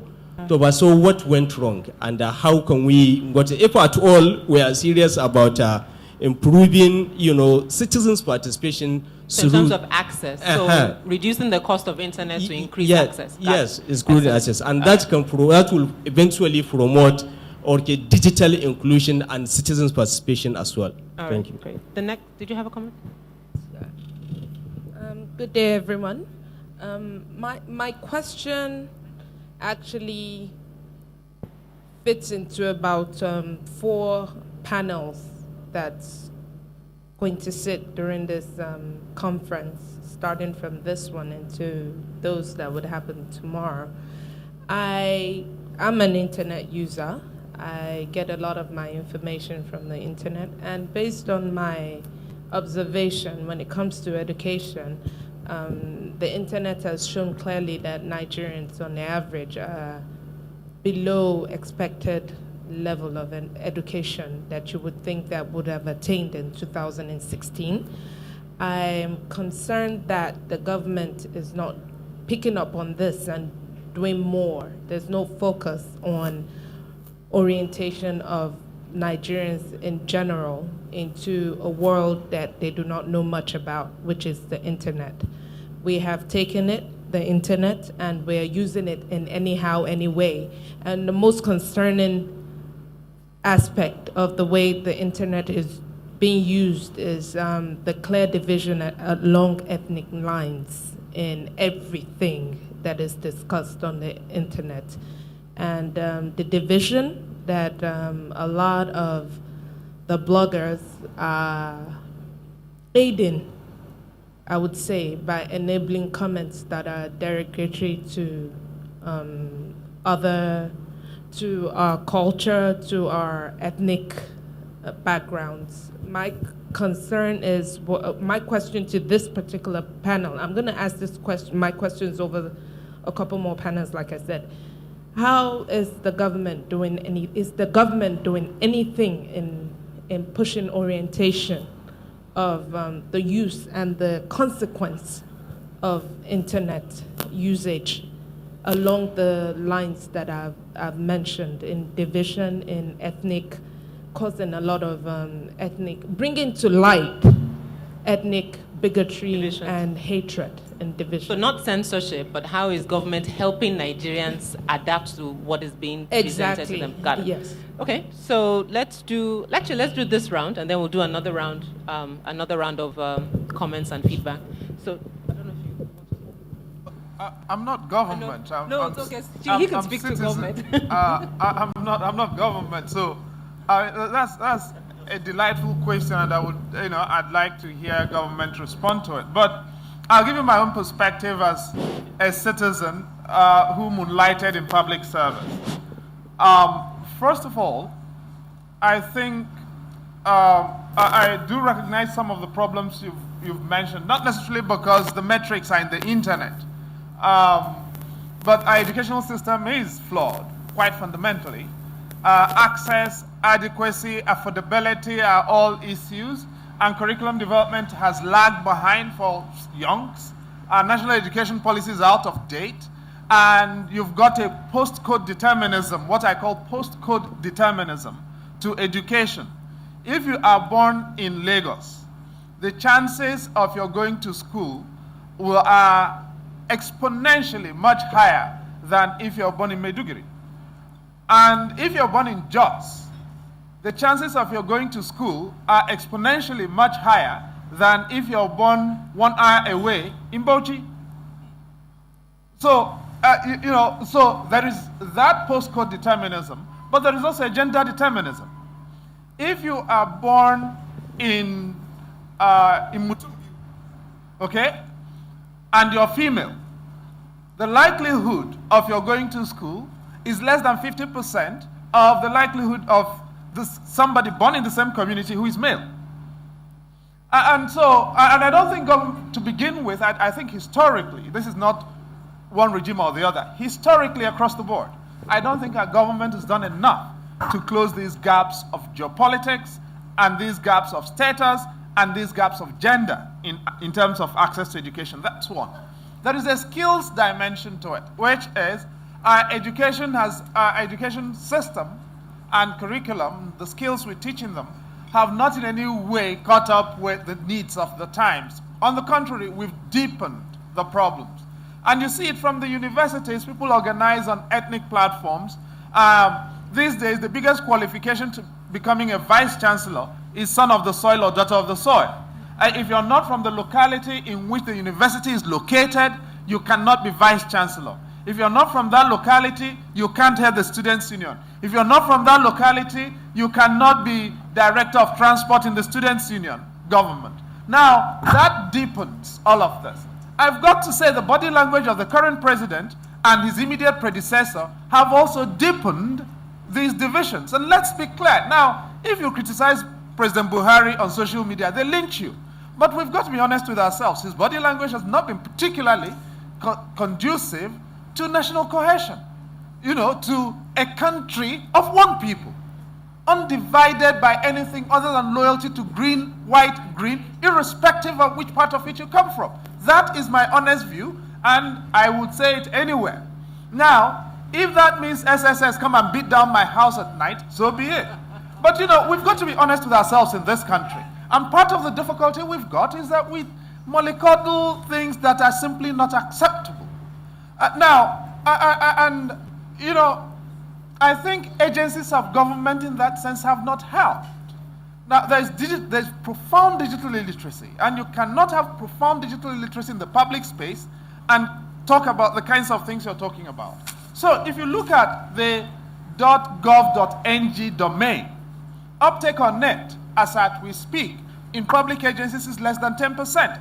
As at 3 years ago, it was 4%. Now, the same people who object to Freedom of Information Act will do government business on Google, on Gmail. They'll do government business on Hotmail. They'll do government business on Yahoo.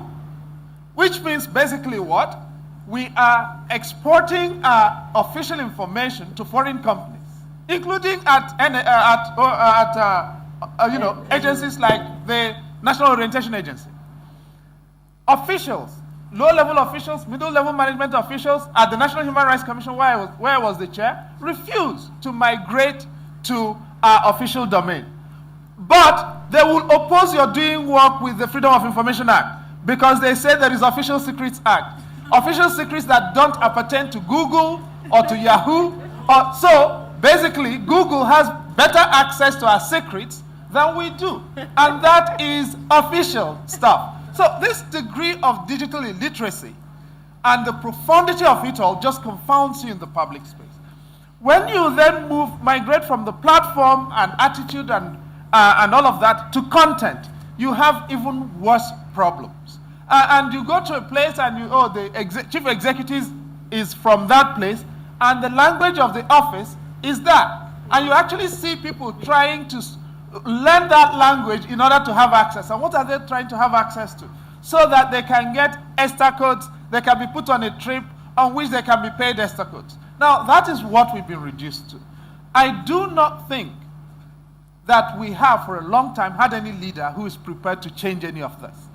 This is not about Buhari or Jonathan. This is not about PDP or APC. As far as I'm concerned, all the parties are the same. People migrate. There's mobility of everything across the permeabilities of the parties. I don't see the difference. The reality is that there is an absence of a leadership ethos that speaks to the average Nigerian, irrespective of postcode, irrespective of gender, and that seeks to help us realize we can be one. It may take time, but you know what? We can follow a common path to a shared destiny in which all of us in which all of us can buy in. So how does that reflect? An absence of national orientation, which is the framework, the framing of this session. And so, and the reason, I went into Rwanda when dead bodies were still being eaten by maggots immediately after the genocide. And people ask me, so what drives you into this, the kind of work you do? And I say, you know what? If you saw Rwanda then, you would not want it to happen to your worst enemies. And the thing that strikes me is Nigeria, quite honestly, I don't want to frighten anybody, but Nigeria is a genocide waiting to happen. You know why? If you give me your name, Chidi, I will tell you where you come from. You give me your name, Bumi, I tell you where you come from. If you give me your name, Ahmad, I'll tell you where you come from, or Ocheiku, okay?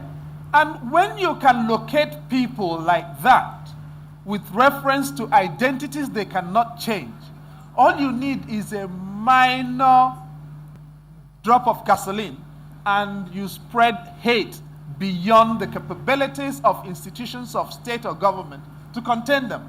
That is why leadership is important. That's why driving content is important. That's why investing in education is important.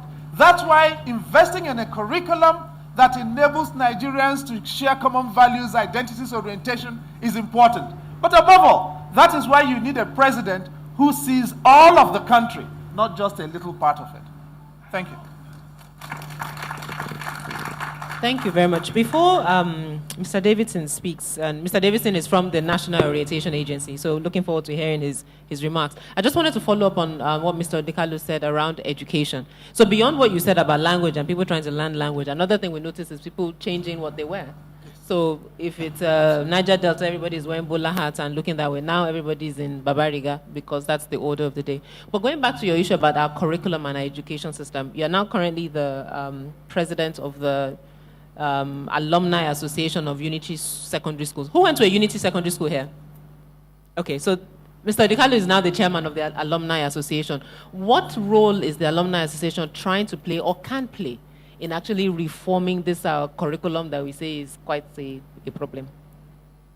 Well, yes, indeed. I left the National Human Rights Commission to take on trying to rebuild, because I do think, I believe with every fiber in me that education is the new frontier.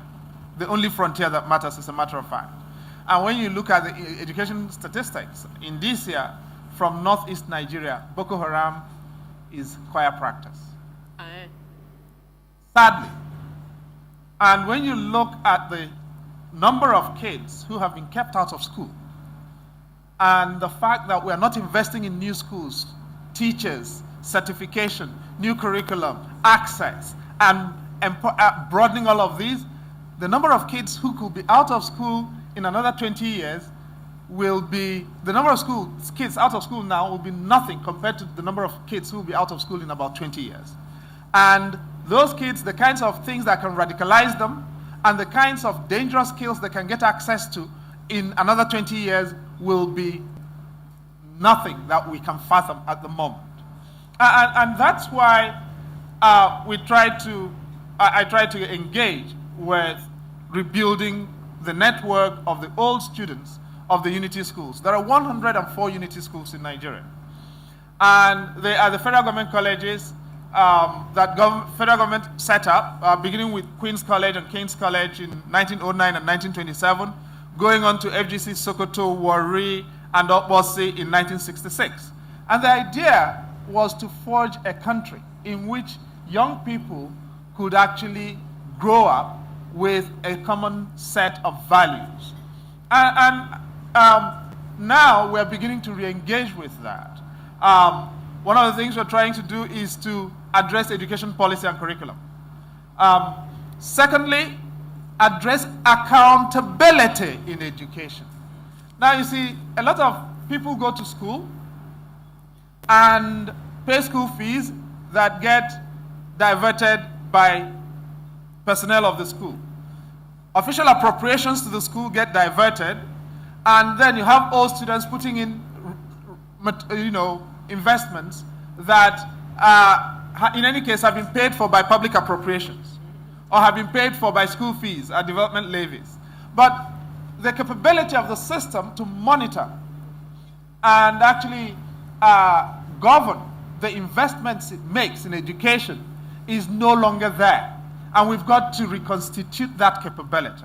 If we don't, we are not going to be able to make the best use of the investments we make in education. And when you add up the resources at state and federal levels invested in education, that's the highest area of social goods investment we make in the country. But all of those go to what? Parastatals. Education is over-parastatalized. There are so many parastatals, we are paying so much overheads, none is going to content, none is going to frontline services delivery, none is going to learning. Now, we're also trying to talk about partnerships. And that is to say, government cannot do education alone. We've got to partner with the private sector, with the voluntary sector, with philanthropies, and with all students. Because these are the people who have got proof, who provide us with proof that education is actually the quickest means of mobility. Mobility as a factor of production, mobility as a factor of nation building, mobility as a value system, from a system of poor values to a system of better values. The other thing we're trying to do is address education in Northeast Nigeria. Because Nigerians, I think, have got to realize insecurity in any part of Nigeria is insecurity in every part of Nigeria. And I'll end with this story. In Borno State, there are 3 federal government colleges. One of them is the girls' school called Federal Government Girls College, Mongono. Mongono is close to Lake Chad, close to Baga. And so after FGC Buniyadi in Yobe State was, after the incident in which the students were killed in February 2014, leading to the closure of Buniyadi, FGC Mongono was closed. At that point, FGC Mongono had over 2,000 female students. I went to now FGC Mongono remains closed, but the students were transferred to the premises of Federal Government College, Maiduguri. And I went to visit them last month. Out of the 2,000 students of FGGC Mongono, do you know how many are left? Less than 70. We've lost nearly 2,000 young girls in less than 2 years from education. Now think about the number of young girls who will not go to school again as a result of what's happened in the Northeast. Multiply them by the number of years we've got between now and another 14 years when Nigeria's population will grow by 67%. Think about the possibilities and the number of babies they are going to have. If that does not frighten you, that frightens me. And if it invites you to do something about the state of education, whether or not you are a member of the Unity Schools Old Students Association, join your old students and do something about education. It's an emergency. Well, thank you very much, sir. It's quite a sobering thought, quite honestly. I'll hand over now to Mr. Davidson from the NOA. Well, thank you so much. 2 of our participants here has raised a very fundamental point. The first one is talking about the high tariff being charged by the service provider. I think that the National Communication Commission is in a better position to carry out whatever sanction that needs to be done with regard to this, because it is actually not all service providers that have indulged in do this, but the NOA on its own does not have any role to play in this. I think that is why we are gathering here. My thinking is that at the end of this program too, whatever, if there's going to be anything from a communique, it should be also be communicated to the appropriate authority so that they will know how best to handle this, because Nigerians are actually being overtaxed. I am a Nigerian and I'm using a service which I know I am paying heavily for. Then on the issue of orientation of Nigerians with regards to abuse of internet usage, this is not in doubt. A lot of Nigeria indulge in doing this, and the role the National Orientation Agency is playing is to see that the Nigerians are adequately educated on implication of what they are doing. Recently, the Federal Ministry of Information, which is our parents' organization, launched the Value Orientation Program, which has to do with Change Begins With Me. What that campaign is saying is that we all must begin to do the right thing now. If I do the right thing and you do the right thing, if you agree that change begins with you and I agree that change begins with me, every problem or all problems that has confronted us will just fizzle out. What that campaign is about is just patriotism.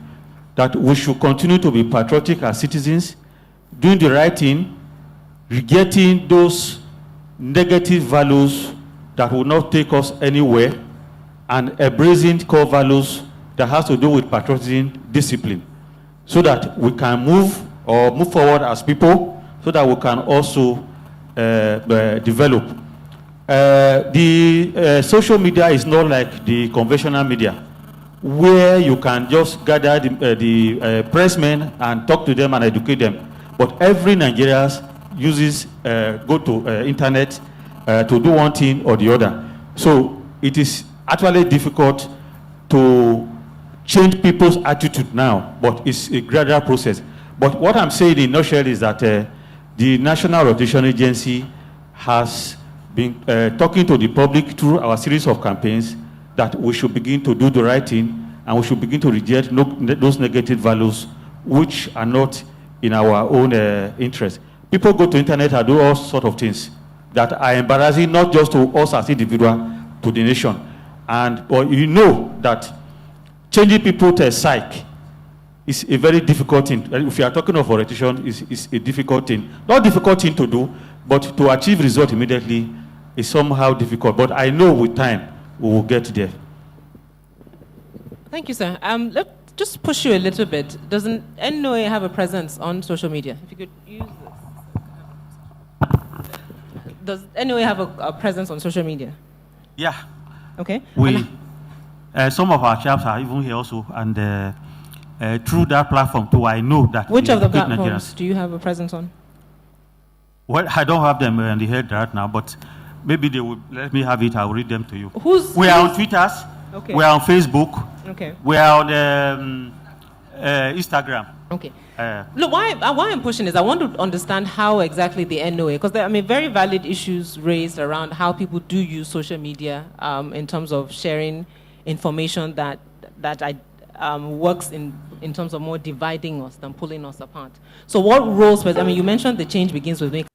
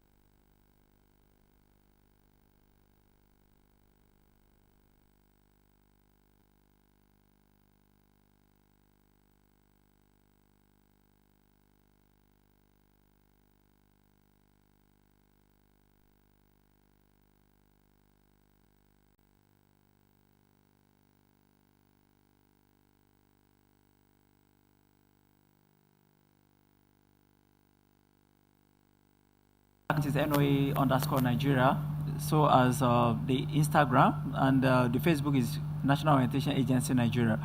So having realized the strength and the importance of the social media, and the fact that the younger Nigerians are older smart devices and they are always online, so the NOA has upped its activities online and has been engaging Nigerians through the social media platforms. And even at the moment,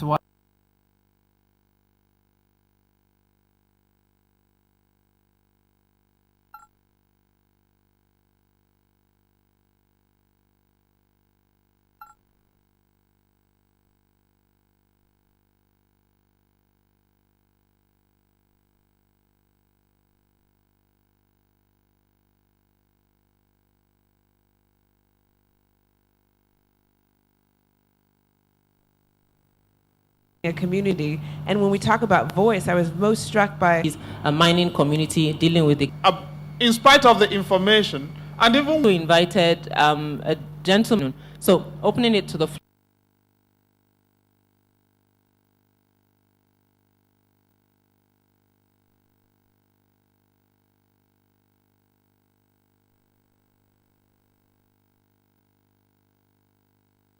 we have a lot of programs.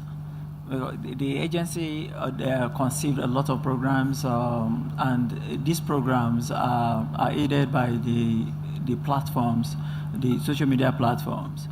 And that is how because of the need to get in touch with Nigerians via social media. A community. So and when we talk about voice, I was most struck by how Nigerians. So we'll take a second batch of questions. Where's my ushers and my mic? Where do they disappear to? There are 3 hands on this side of the hall. So if we could take all 3 at the same time.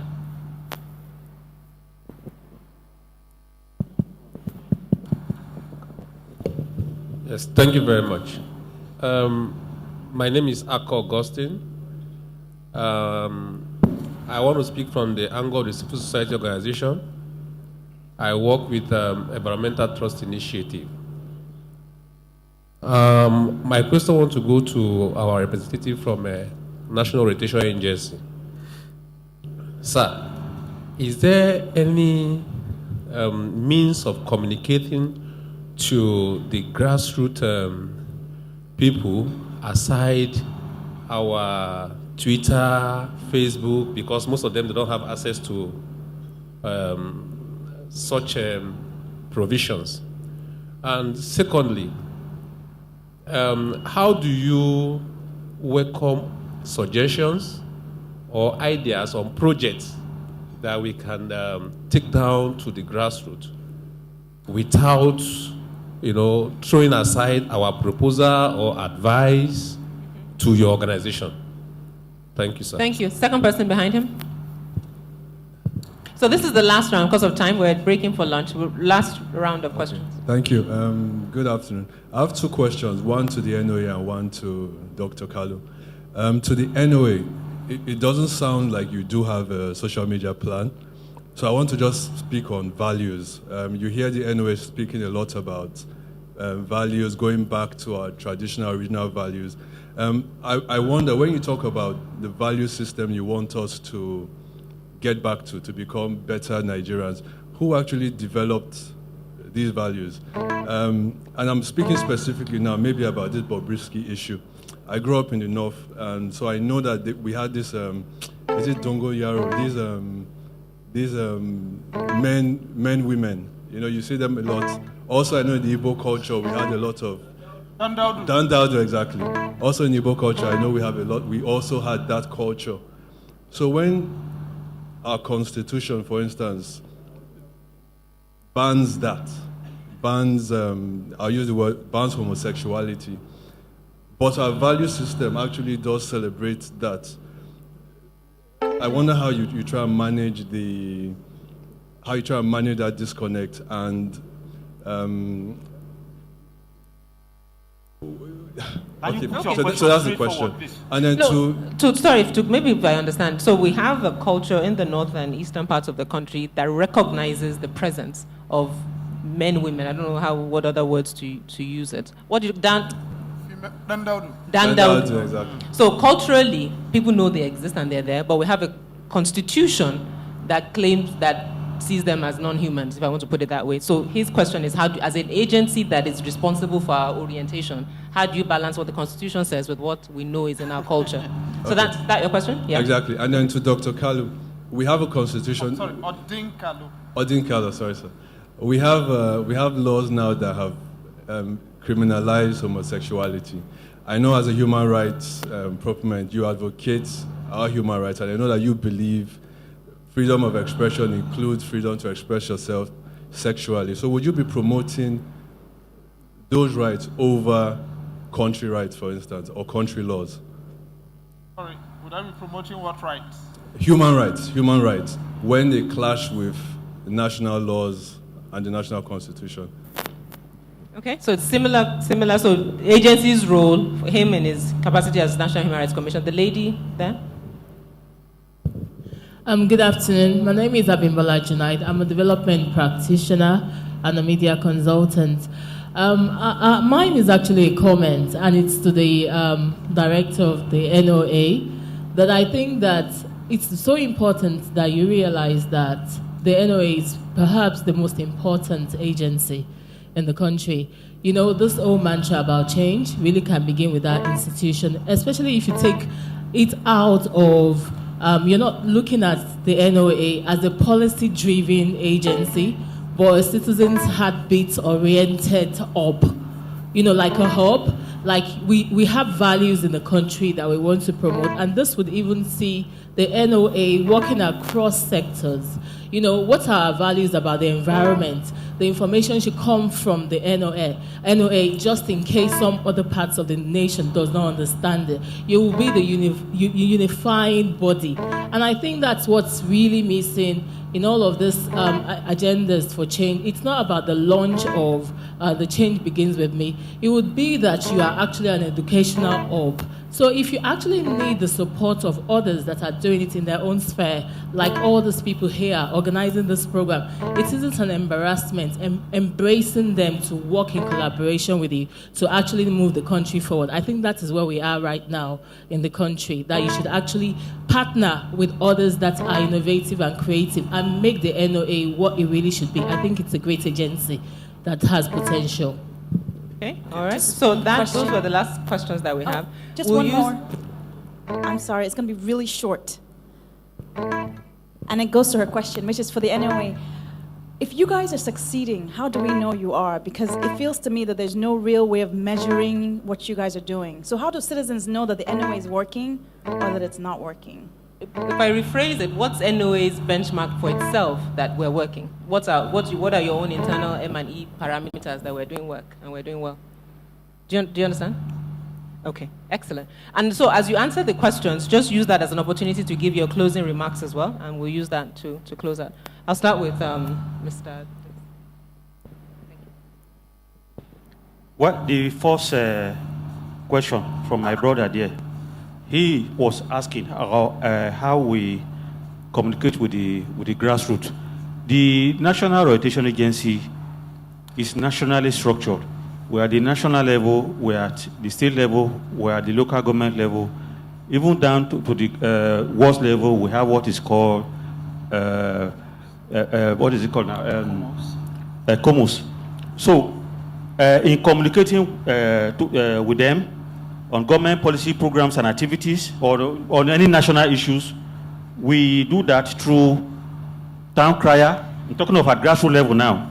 Town crier, town hall meeting, what we call the Jehovah's Witness approach, and sometimes face-to-face contact with target audience, if it has to do a program that is targeted on a particular segment of the society. Then, in doing this, we interact with them to know their feelings and yearnings about government program policies and activities. We call this feedback mechanism. So we talk with them, and we take note of their observations, issues raised concerning government programs. This we also take back to government. Then the second question is talking about values, cultures vis-a-vis constitution. That some culture, if I understand him very well, some culture harbor certain things which the constitution does also not allow. But I think that constitution is supreme. Constitution supersedes any other thing in the country. But I also do know that, just like sociologists will say, that culture is supreme. But it's actually a very difficult thing. The question you raise is a very difficult thing because there are some cultures that you cannot go to and begin to tell them you must do this and you must not do this. Because I know what I'm talking about, those of us from National Orientation Agency. So how do you go to Far North, for instance, and there is a particular thing they indulge in doing, and you stand and begin to tell them, don't do this.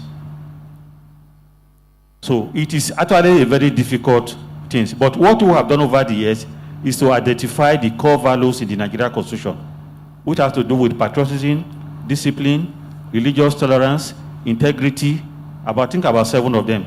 So we use them as a guide in doing our campaigns so that Nigeria will know what is right and what is wrong.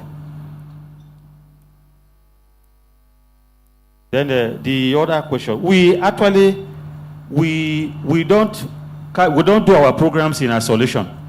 Until of recent, I will now have economic recession, and things not just anyway. Generally, things are not moving the way it should move. In the past, we work with civil society organizations. Anyway, as we used to have a unit that coordinate the activities of civil society, we work with civil society because we believe so much in civil society organization. Because for any policy of government to succeed, if you don't carry civil society along, you cannot, I'm just saying this, you can hardly make a headway. Civil society are very much on ground, and sometimes what they do, and you cannot imagine what they do even without even funding. So we actually do collaboration, we collaborate with organizations. We can also collaborate with the media, because these are very critical segment of the society that you cannot do without, if any of your mandate must be meaningfully and successfully executed. Then my last sister, I was talking about the yardstick. The yardstick we... What success? National Orientation Agency. This. How do you define success? Well, success to me is discipline society. Okay. If you are talking of success to the agency, or how we assess our success, so if that is the way the question is being put, I don't know. So we have a department called Planning, Research and Statistics. So they go out on field to assess our programs. We design questionnaires, we give to the people, and we get this back, and we use it to assess our performance, to know even if whether our programs are in line with what government wants us to do, whether the programs are even sellable, whether the programs are meeting the yearning and aspiration of the people. So we also carry out what is called a pulse of the nation. So we send our staff out to do research, to assess not just the programs of the agency, the programs of the federal government. So this helps us to be able to improve on our performance as an agency. Thank you. Thank you, sir.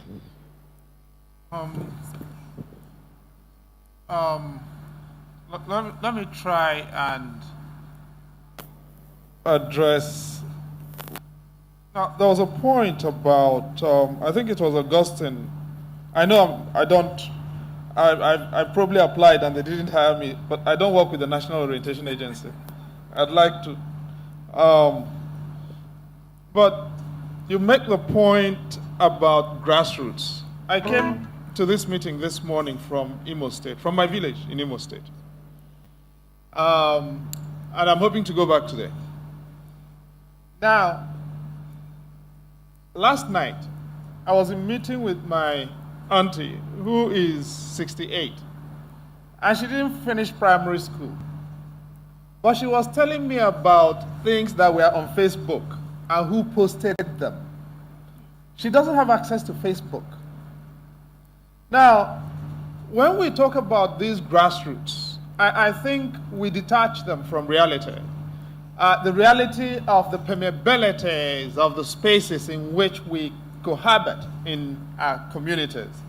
And the fact is that the gap between, at least in many parts of the country, the gap between the actively engaged netizens and then the so-called grassroots may well not be as steep as we construct. And I think Yami made that point in the immediate past panel. And that, in the old media, they called it pass-on rate. The fact that for every one newspaper sold, you had 5 to 6 free readers in some and over 10 free readers in others. So when you added the pass-on rate, the impact of the newspaper was very significant. I think it's the same thing with social media. That's why metrication as to the impact of the digital media is a bit difficult to work out.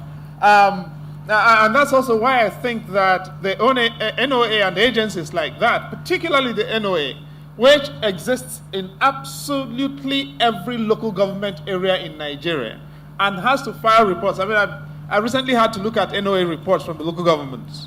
Don't ask me how. And what strikes me is that the same reports are rehashed pretty much every week, cut and paste, with very little change. I'm not talking change as in change begins with you. But seriously. And it seems to me that, I think the little thing we can do is begin to change the people in the various agencies we work in. Give them the skills to run accountable public agencies, the capabilities to be better, to be more competitive personnel. Just challenge them. You know what? If you leave this place, you can get a better job. Or you can get a job that can pay you more. Let's improve your skills. I don't want to create altruists and patriots of everybody. Just someone who can do better with themselves and make themselves better persons. Because if they become better persons, more able, more capable, they improve themselves, I count that as a win. Now, will everybody be able to be that ultimate Nigerian mega warrior who's going to be an avatar for everything fantastic? I don't think so. But if they can be an avatar for themselves and a liberator of themselves, I think it makes it easier as a leader, as a manager, to set them targets that they can achieve. And if they can do that, we can then deploy them in making sure that this gap between online, offline, netizen, and excluded is not as steep as we construct. But at the moment, most public agencies, this is not about anyone here or not here, most public agencies count themselves in terms of how many staff they employ.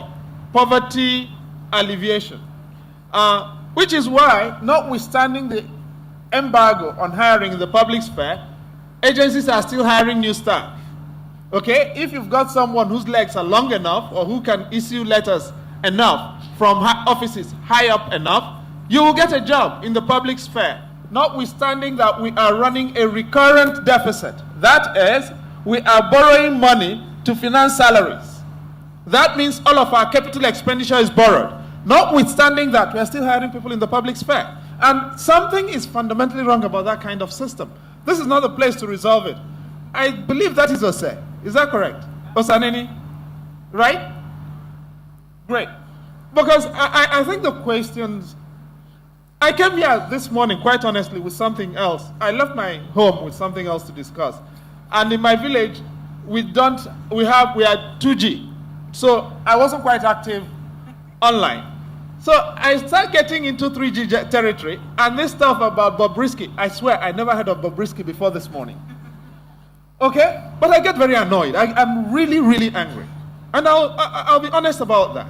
The idea that people who believe in God can honestly decide that somebody is so off base, they cannot even share a platform with them, offends me as a human being.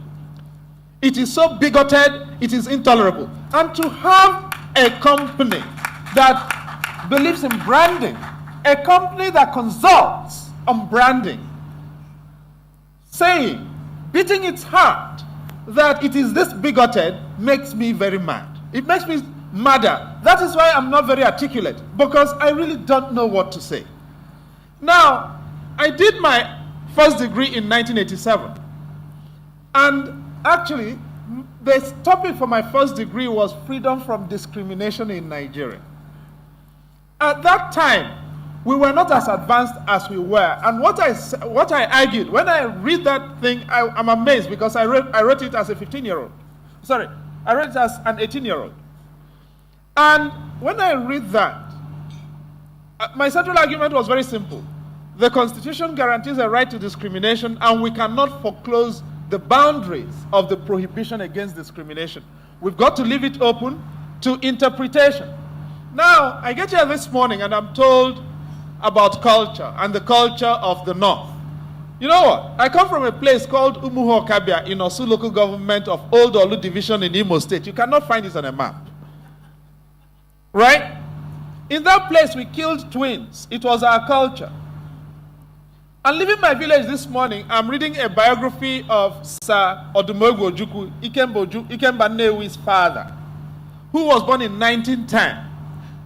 And why is this relevant? Because when his mother wanted to send him to school, his father refused for him to be sent to school because it was not the culture of the time for the son of Ezekwesili, who is Ikemba Ojukwu's grandfather, to be sent to school. And if you remember, part of our crisis as a country is because we have been ruled by a generation of soldiers who were commissioned before 1967. And that generation of soldiers was plucked from the class of people who were not leadership material. They were the working class of the communities from which they were drawn, because the leaders did not want to send their sons to the army. They sent the slaves. They sent people who were not prepared for leadership. It was not the culture to send the sons of the elite to the army. Today, it is the culture. Why am I saying this? Culture changes, positively and negatively. Now, Nigeria has also changed both positively and negatively in its culture. One culture that has changed negatively is the culture of bigotry. In 1966, after Ironsi was killed, Ironsi was a Christian. He was succeeded by who? Gowon, a Christian. In 1966, T.Y. Danjuma, who is a Christian from the North, could lead a coup because his brothers from the North had been killed. And they included Zak Malari from where? From Borno State. Abu Lagama from Borno State. And Yobe State. Lieutenant Colonel Palm from Plateau State. Yes? And he saw himself as one northerner. Today, T.Y. Danjuma is a Christian from Jukuland. Now, that shrinking of his identity space from all of the North to Christian Juku of Taraba is the political geography of our descent into bigotry. And General Gowon, whose parents came from Plateau State but who grew up in Zaria, is seen as a Christian from where? Plateau State. As a matter of fact, they will give you his ethnicity.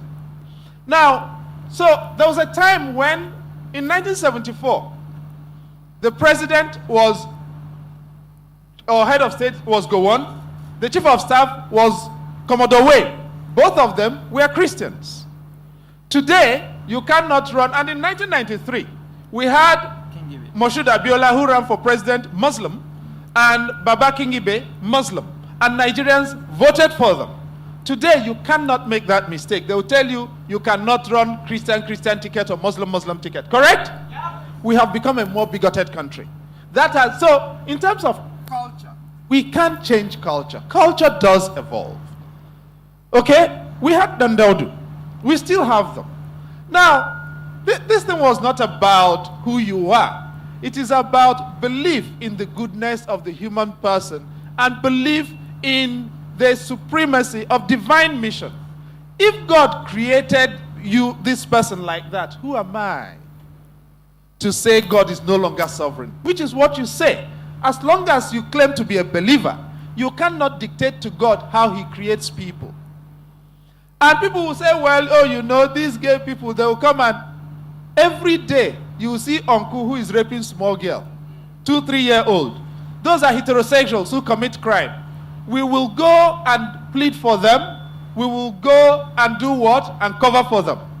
And then you see somebody, you allege that they are gay. I mean, in Lagos these days, all the police do is they look at you, they say you are gay, they take you in, and they ask you to do what? To pay money, hundreds of thousands, to get you out of jail.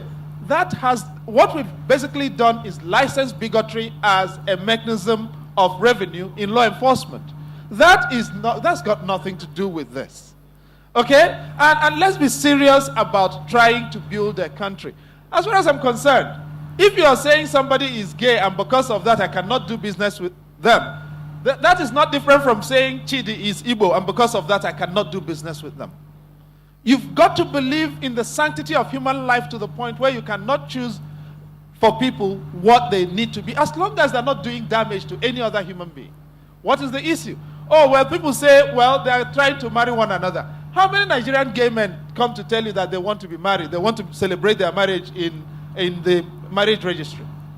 That is not, and I fundamentally believe this is an argument we've got to have with ourselves, and we've got to be prepared to push it for as long as it takes until we understand that discrimination against everyone is discrimination against everyone. That if I don't like Yemi because her name sounds like Yemi, you will not, someday somebody will not like Chidi because his name sounds like Chidi. Now, a country where we decide these things based on such irrationalities does not have room for citizens. It has room for Neanderthals. And we've got to decide whether we want to be Neanderthals or pre-Neanderthals or whether we want to be citizens. If you want to be a citizen, I don't care what you do or where you come from. Respect our shared space. Make sure that shared space grows. And if we grow it, that's enough for me. And that is what I'd like to see an entity on national orientation do. Believe in the Federal Republic of Nigerians. In this republic, there is only one thing that matters, the citizen. And the citizen is created by what? The law. The citizen is created by the Constitution. And constitutions grow. Constitutions change. Constitutions evolve. When the American Constitution was adopted, the black person was not a human being. And in Dred Scott in 1867, they decided that the black person was what? 3/5 of a white person. And you see the migration, the mutation of the jurisprudence from Dred Scott through Plessy v. Ferguson in 1891, down to Brown v. Board of Education in 1954, through the Civil Rights Acts, to the election of a black person as the American president, or indeed to the possible election of a woman as the American president, which follows what? The 18th, 19th Amendments. Now, constitutions must evolve because societies evolve. And unless we see the possibility of evolution, we will continue to consign all of ourselves, not just women, to the other room. Thank you. Fantastic. Couldn't have ended on a high note. Thank you very much for making the journey. I know what it took out of you to honor us this afternoon, and we're indeed very grateful. A slight housekeeping issue. We have 2 panel members that need to go into sort of high-level meetings in the afternoon. So we're going to move a panel up right now. So please do not go while Tolu comes. Again, thank you very much. I hope the session has been useful. And to the NOA, I know I can speak for my fellow organizers. If there's any way we can help as organizations, EIE, PIN, and budget, to help with your social media team, to help in communication, to help do focus groups, any way at all that we can help further this conversation, please, please, please call on us at no cost. So it's not a proposal, not anything. At no cost, we will, not a contract, thank you. We will gladly be of help. Thank you very much. Thank you very much, everyone. Thank you so much.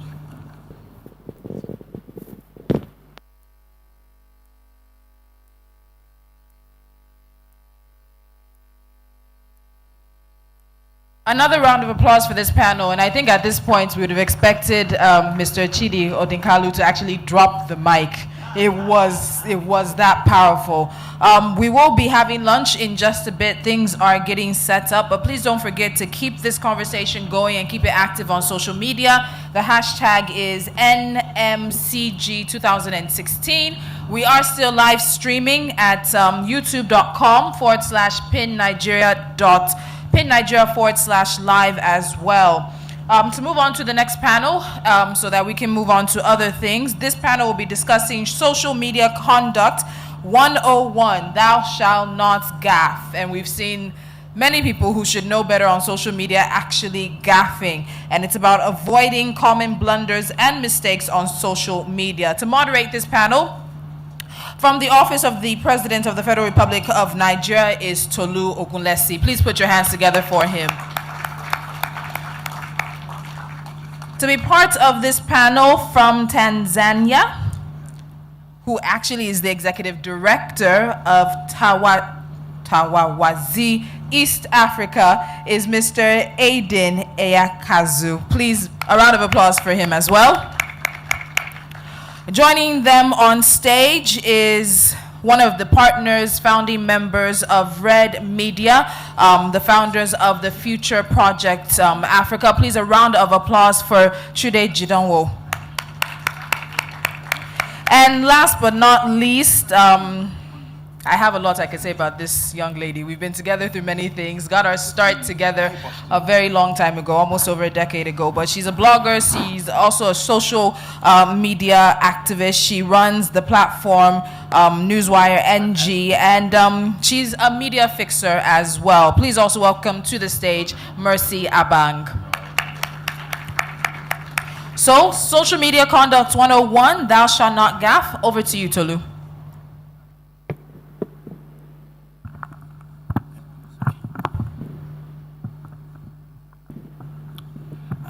Good afternoon. I'd like to welcome my fellow panelists and of course the audience. Social Media 101, thou shalt not gaffe. I think the way I would like to start this actually is to ask my panelists, you know, how they would define, what they would consider sort of the worst gaffe that they've seen on social media, and then we can use that as the basis for, I think, for our conversation. I would actually like to also get the audience to sort of share, so that at least we're not talking theoretical stuff. You know, we've got an idea in our heads of, okay, you know, and is one person's gaffe another person's harmless conduct? So I think I'll start with Mercy and ask you to, like, what's the worst gaffe, social media gaffe that you've seen on not necessarily one, it can be more than one.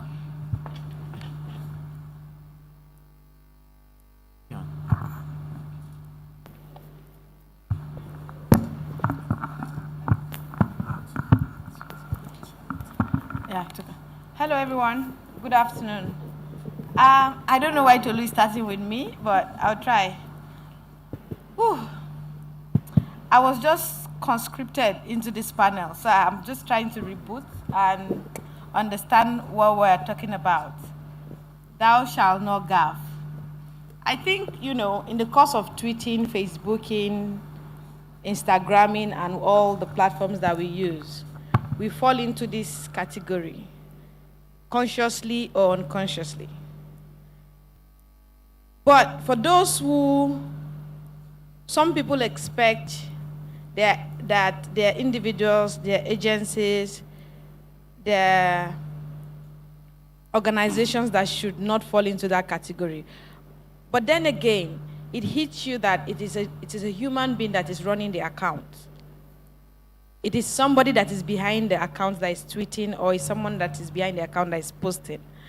And it comes in different forms. But the only one I know I can really, really remember, I don't know if the account is still true or is false, is the account owned by, allegedly, so I'm on the safe side, allegedly said to be owned by the finance minister.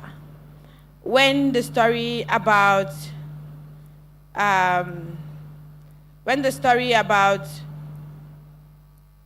a quote that, said recession is just a word, broke, and everyone on Twitter went very hard on her. No pun intended. And, it's so very touch, Tolu, because I recall that the bio of the account had to change to parody. I've never seen that in my entire life. So from an individual's account, you had to turn it to a parody, just so you can possibly, I don't know if they wanted to try and manage the crisis, but I think that was very funny. And everybody went really, and they had to change the account again from parody to the name. And I'm like, why don't you just, I think that was a major gaffe. That's a major gaffe I can really remember. But there are also organizations that we've seen over the years just go off it, and crisis management then comes in. How do you manage it when it happens? Because it will definitely, you're bound to gaffe when you're on social media. There's no perfection to these things. I was going to just quickly give my own, an example. Actually, how many people remember has Justin landed yet on Twitter? Again, I'm getting a sense that we're all biased. Well, we tend to be biased towards Twitter because it seems to be where, I don't know, Twitter seems to be made for gaffes. But how many people know has Justin landed yet? If you've ever heard of has Justin landed yet, let me see your hand up. So there was this lady called Justine Sacco who worked I think she worked in aid, like some humanitarian work. And just before she took off on a flight, I think from the US to South Africa. Yeah, I remember that story. And just before she took off, she tweeted, what was supposed to be a funny tweet about, she's going to South Africa, but she's going to be careful to not catch AIDS. Yeah. And the worst thing about that was that it was the last thing she tweeted just before she took off. Yeah. So she took off, tweeted it, switched her phone off, and the plane took off. 6 hours, actually, maybe more actually, more than 6 hours. It was about 12 hours, a 12-hour flight. And so somebody saw this tweet and just decided that, how can a white American be joking about HIV, it's Africa and AIDS and stuff. And so they decided this hashtag, and somehow they knew that she was in the air because, of course, she tweeted that she was flying too. And so they decided this hashtag has Justin landed yet. Yeah. And so the hashtag had 12 hours to develop a life of its own. She had no idea whatsoever what was going on until she landed. And there was 12 hours worth of, the worst forms of Twitter attack. She lost her job, actually, eventually. She lost her job. Her company fired her and all that, and so it has become, in fact, there's a book titled So You've Been Publicly Shamed, that actually assembles examples of people who, were shamed publicly on social media, mostly on social media, actually. And this Justin Sacco story is one of the key ones in the book. That's how much it has become an icon of social media shaming. And this was an extreme because she didn't even have a chance. I mean, maybe she would have apologized, 2 20 minutes down the line, but she didn't even have the opportunity for 12 hours, and now I think she's gone on to, she's almost kind of put that behind her. She's moved on, and all, but it still stands as a touchstone or a landmark of social media, a social media gaffe and social media shaming. So I would ask Aidan to... You stole my story. But that's okay, Tolu. I'll forgive you since I like you on Twitter. It's the first time I'm meeting this man. I live in Tanzania, in Dar es Salaam, and I had an organization called Twaweza. Good job trying to pronounce it. It's not exactly very easy. It means, literally, yes, we can. And we use a lot of social media to try and get our work across to the population and to the government in the work that we do. And we work in two areas mostly, basic education and open government. So I'm very interested in this conversation that you're having because it's about using technology to open up the inner workings of government to the citizens. So Tolu told my story about, and I'd forgotten the lady's name anyway, so thank you for informing me. I think one way, how do you avoid these social media gaps? I think first is to realize that social media makes that all of us are walking billboards. We're walking advertisements. Even if that's not necessarily immediately visible, we all have a personality now when we choose to do so on Twitter, Instagram, Facebook, whichever social media platform you choose to use. So that is the extension of your persona into the virtual world and through the virtual world back into the real world. The people see you and understand you from what it is that you are displaying publicly on social media. So the first mistake to avoid is to assume that social media is a private space. It's not private. People can go and find you and see what you are all about. So if we keep that in mind, let's now talk about why are you on social media? So I'm going to ask this question and I'm going to ask for a show of hands. How many of you are on social media merely to watch, observe, and learn, and not to say anything at all? Hands up. You've got a Facebook account, a Twitter account, Instagram, only to imbibe, to read, to watch, but not to say anything. How many? So you've never tweeted, never posted anything. I'm seeing 1, 2, 3, 4 gentlemen. Benga's trying to put his hand up. I know he's lying. And that gentleman, so about 5, okay? How many of you, so 5 of you, very small amount. How many of you are on social media of any kind to express an opinion? Most of us are here to express our opinions. How many of you are on social media to influence either behavior and action, to influence action, to actually get people to do something, whether it is political, to go out and, my friend Benga did this with his friends at EIE, protest against the removal of subsidy. Remember that? Even I remember it. How many of you are there to influence action on social media? You want people to do something.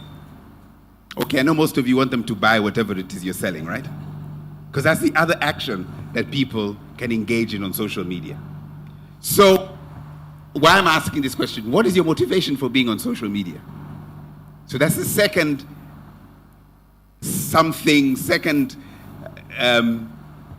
consideration for you to think about when you are engaging with social media. So if you're there to learn, or if you're there to influence or to cause action, there are a number of things which you also shouldn't do. So my third consideration is to ask you this question.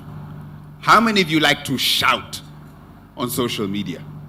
You know what I mean? Write in capital letters with exclamation marks and lots of those things which will grab attention. How many?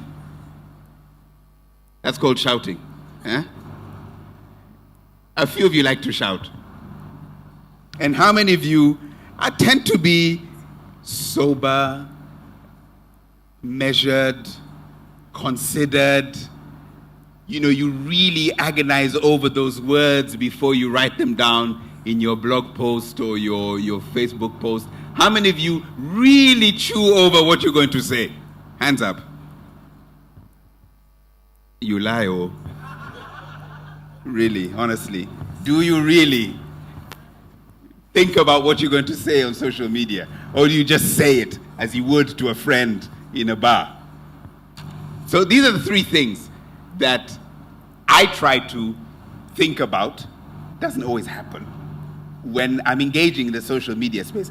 A, it's very public. B, what are you there for?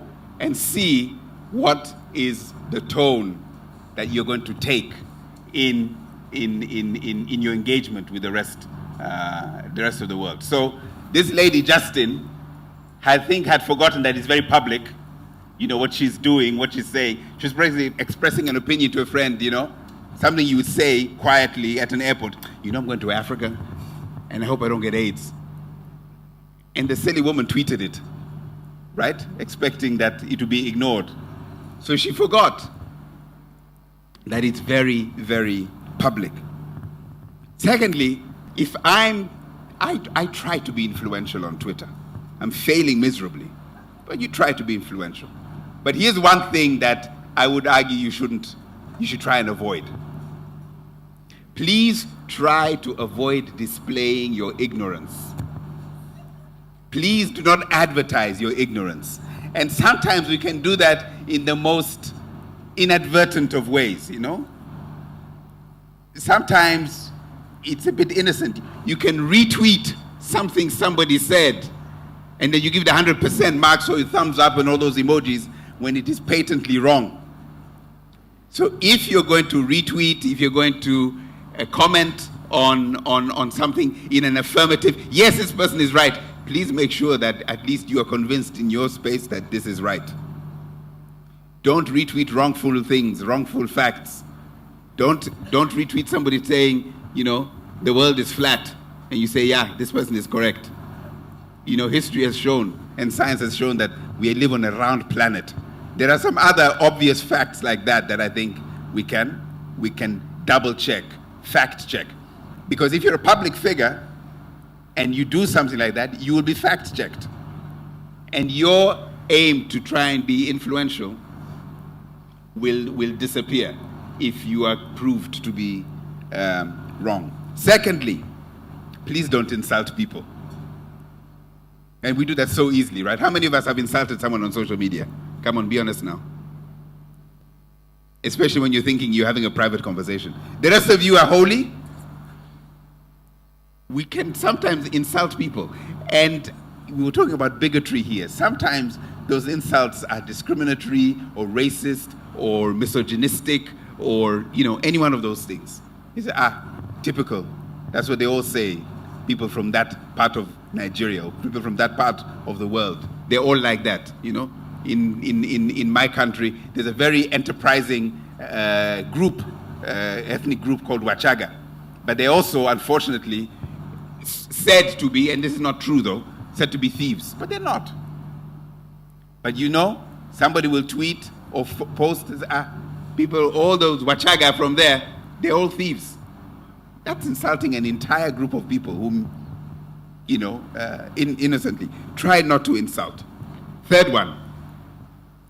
When we are engaging in Twitter or Facebook discussions, whatever it is, there is this philosophical fallacy called an ad hominem fallacy, right? You discredit an argument because you don't like the messenger of that argument. How many of us have done that? You discredit the validity of an argument because you don't like the person saying it. That's a fallacy. Argue the argument. Argue the case. Engage with the content of what's being said, not with And I've been on the receiving end of this. We do lots of polling. Some of it is politically controversial. And this time last year, we had predicted that a particular ruling party candidate was going to win the presidency of the United Republic of Tanzania. And the opposition parties were all up in my case, saying that I'd been bought, I had been bribed. I was a member of the inner circle of the campaign team and all of these things. I even had a price of about $10,000. I wish it was more. I would have accepted. But the argument was not with the methodology of the survey or with the results of the survey or with the reasons why we thought that Tanzanians were going to vote for a particular candidate. It was, see, that person is so-and-so, such and such, they've been bought. That kind of ad hominem fallacy is going to diminish, reduce your value, your credibility on social media. And the fourth one, a very simple one, but I think one we forget all the time. Even when you're not on social media, we all write emails, right? Hands up. We all write emails. How many of you type an email and before you press send, read what you've written? I don't believe you. Have you spell checked your emails? Have you? Or grammar checked your emails? I think it's the same on social media, right? We need to, at least the appearance of careful writing. I know we have to use 140-word characters, so we can shorten a few things on Twitter. That's the only place. But Instagram, Facebook, can we please use our proper language, whether it's Igbo, Yoruba, English, French? It would be great if we actually wrote in complete sentences with good grammar and proper spelling. Let me stop there for now. Thank you. How many people have ever accidentally sent reply all when you meant to send just reply? If you've ever accidentally sent reply all, and not just a harmless reply all, but something that says something to one of the people. Actually, I want one or two people to just tell me what that felt like, what that mistake was, and what it felt like. Anybody who's willing to just tell us.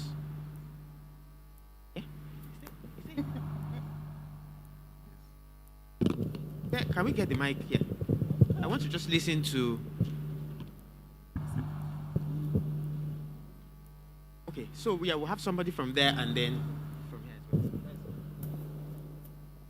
well. Good day. This is not a personal experience, but they say lots of YouTubers in Nigeria. Then someone sent a mail to all the emails saying they should register for something. I was part of the people who sent email to.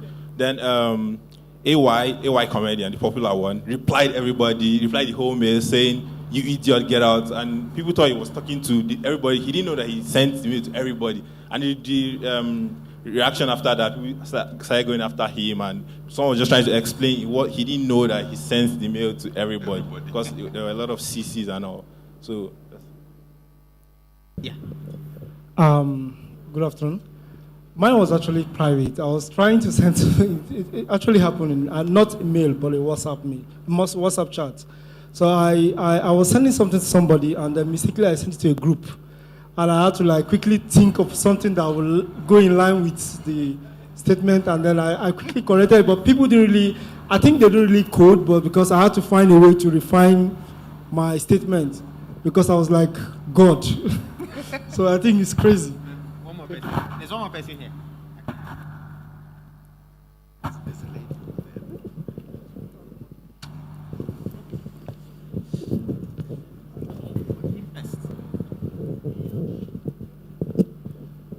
Hello, this actually happened to a colleague, our human capital officer. Someone wrote his resignation, and he wanted to send a kind of a termination letter or an acceptance of what accused him of something. Now sent it to everybody in the office, and he now has to be begging us one by one that please just delete it, don't let it go out, And that was something that actually cost him a month of his job. He was suspended for a month. Because later he got about it. One more. Okay, I belong to a platform, a civil society platform, and we have someone on the platform that actually feels they know it all. So a friend of mine and I on the platform actually nicknamed the person Noms, and it was just between us. So the person then sent her a message on the platform, And, at that moment, my friend said, there goes norms. And I say, yeah. And so everyone's been asking us prior to that, what's this thing about norms between the two of you? So the moment that person spoke and we had forgotten and said, there goes norms, everyone now knows who that person is. But I haven't seen that person since. I just couldn't face the person. I asked for this because it gives us a sense of, and look, what we've talked about is all WhatsApp and email, which are still closed. I mean, they're not exactly social. They're not social media. It's not Twitter. It's not Facebook. Yeah, but it's bad enough when it's an office-wide email or a WhatsApp, alumni school alumni group and all that. Now, just imagine what it is when it's. I mean, with email, you can still kind of beg people, oh, please just delete this email and all. But when it happens on social media, on Facebook, I mean, people have accidentally posted nudes. And that still happens. I remember when, there was a time you couldn't DM photos on Twitter. How many people remember when you could not DM photos? And I think that if you attempted to DM a photo, it would be posted as a tweet. So, we should actually take a moment to thank Twitter now that they've allowed photos by DM. But, so the point is that, look, these things happen and, it's a lot of the time these gaffes are not intentional. But there's a question then that I want to follow up with, which is that, and I think the panelists, for you as well, that does context matter? Does context matter? So if, how they say that, like, a black person can call another black person a nigger, but a white person cannot. Or someone can come and tweet, an Igbo person can come and tweet, my people are money, or my people like money too much. But if a Yoruba person tweets that, then it's offensive. So that's what I mean by does context matter? Do you think it matters that if you understood the context behind a certain tweet or a Facebook post, you should not get offended? For example, like the example of saying, a black person is calling another person nigger. So Kevin Hart tweeting and calling somebody a nigger, and Donald Trump doing the same thing. So do you think that context matters in with the things that we post on social media and the way that people should judge them? That something is a gaffe is no longer a gaffe because if you know the context behind it. I think for Nigeria, context does matter. I'll give you a personal example. There was a time I felt like I had series of posts then on Facebook. Twitter wasn't the buzz then. And I had series of posts about how the missionaries came to Nigeria and gave us healthcare facilities, gave us schools at a very low prices. But today, we don't have our kids can't afford schools owned by churches. And it was a very strongly opinionated post. And you know how we feel about religion in this country. I know some people even called my parents and asked if I was normal. Why should I attack the church? And the post was clear. Why should people put together resources and build a church and you have to charge them 1.5 million for their kids to school in such schools? And that was my own conversation. Now, I'm using myself as an example. If a Muslim and Abubakar Seidu had posted that, the reaction, of course, I think it would be more than what I received. Then I got a lot of people saying, some will say, yeah, you have a point. Others, gave reasons and whatnot. But in Nigeria, if a Muslim had posted that same post, the message is the same. The message is clear. And it was about churches providing educational facilities for our kids to go to school at an affordable rate like it was done before.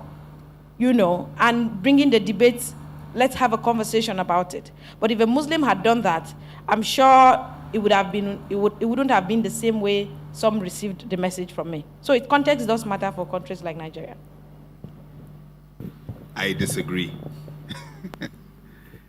I think, back to the point I mentioned at the beginning, social media is a public conversation.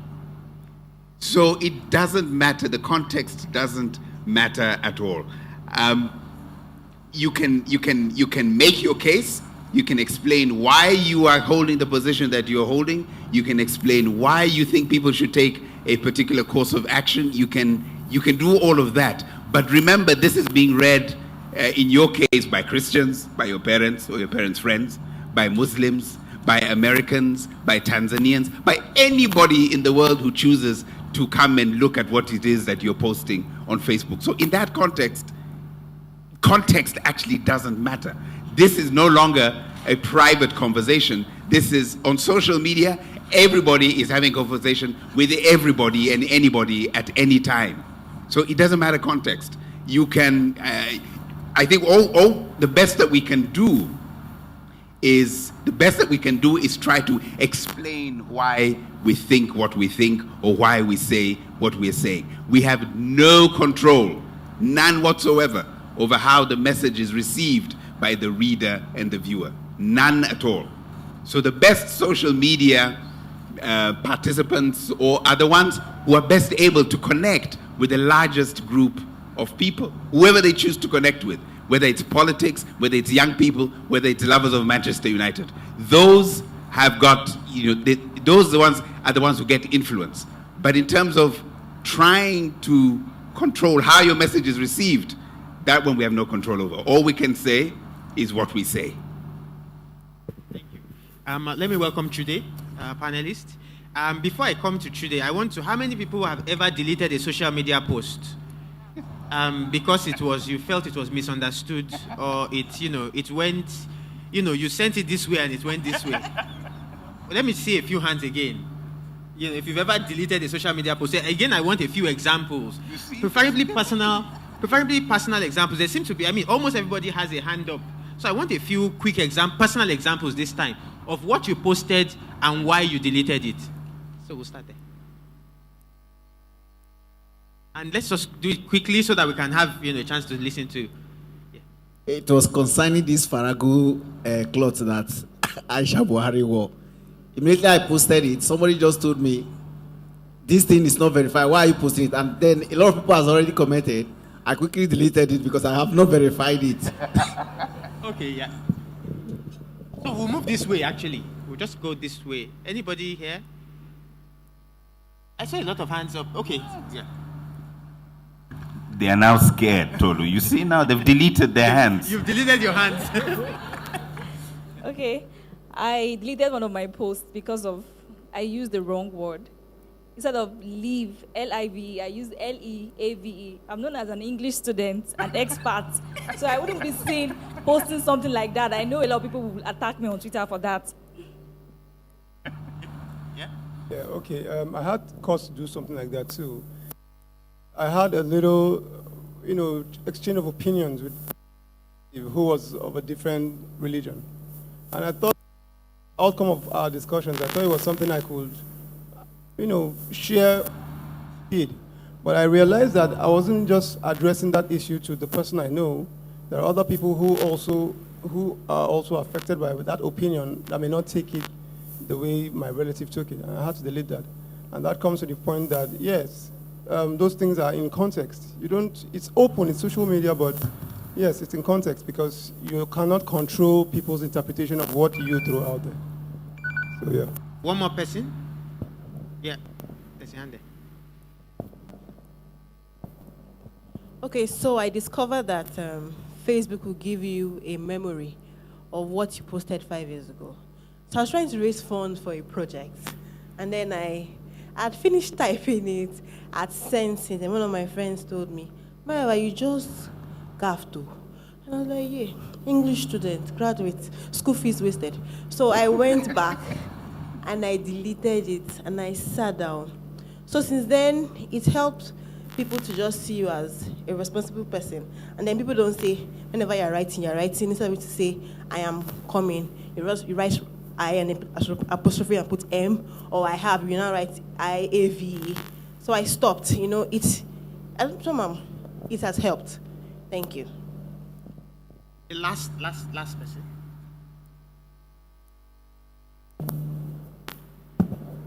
Good afternoon once again.